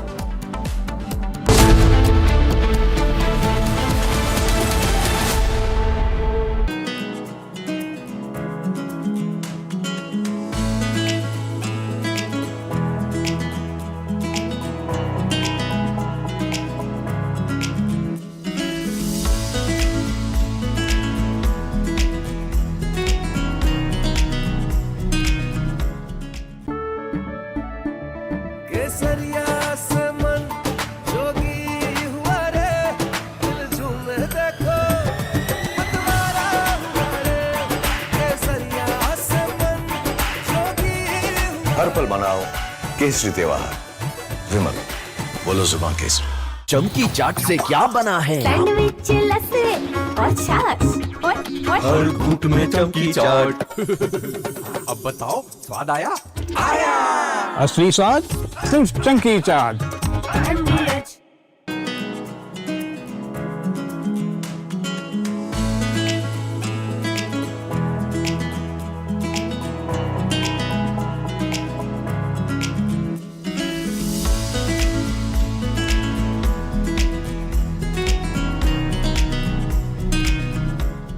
रानी, इस घर में कुछ है जो टूटता नहीं।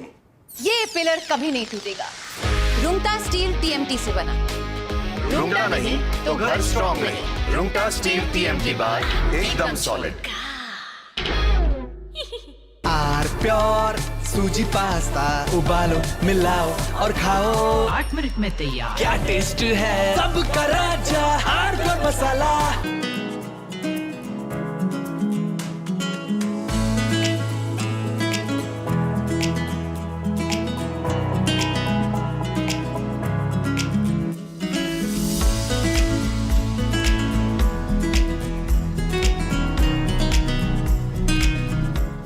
चमकी चाट से क्या बना है? सैंडविच लस्सी और छाछ हर घूंट में चमकी चाट।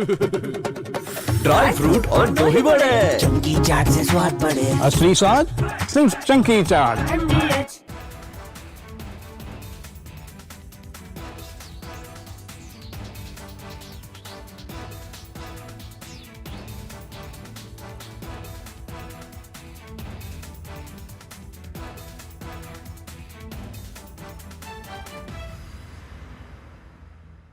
We all must learn the lesson. The era of short, intense conflicts is over. We are all should be ready for long, drawn-out wars that tax and test the national stamina. There are unconfirmed reports that Iran has made a nuclear bomb. They have dropped enough indications that they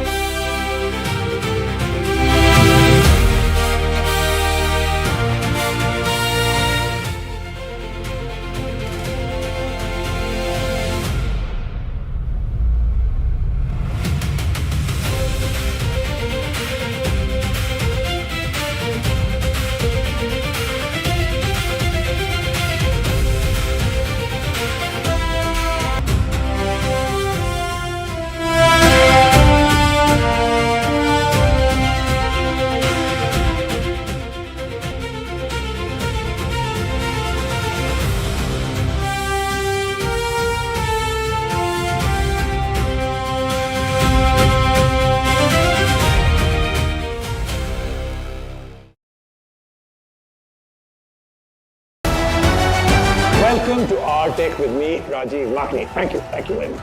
First, and for this one, let's change the background and lighting. Happy 80th Independence Day to every one of you.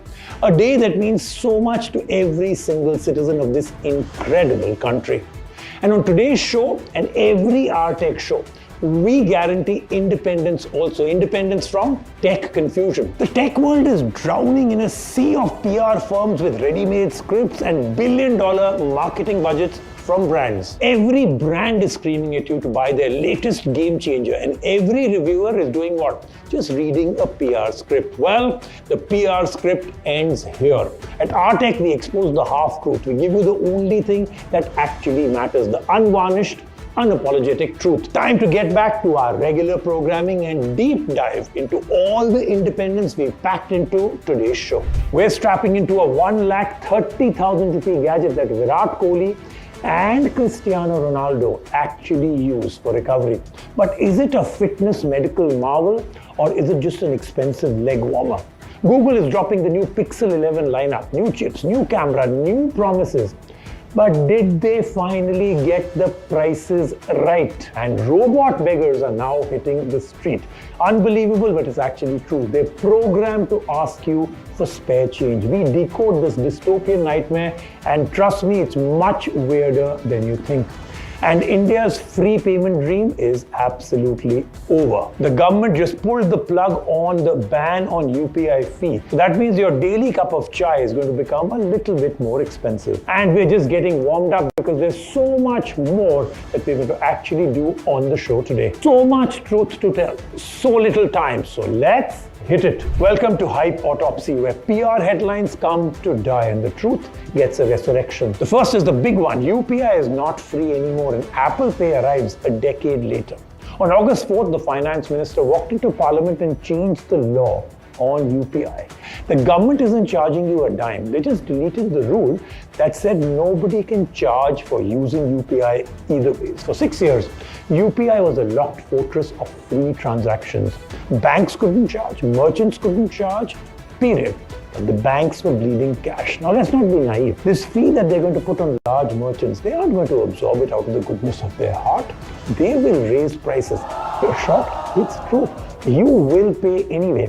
The tax is just hiding in plain sight. In the exact same arena, Apple Pay is finally crashing the Indian market this October. But don't look for UPI at launch. It's strictly a credit card VIP lounge for Visa and MasterCard holders.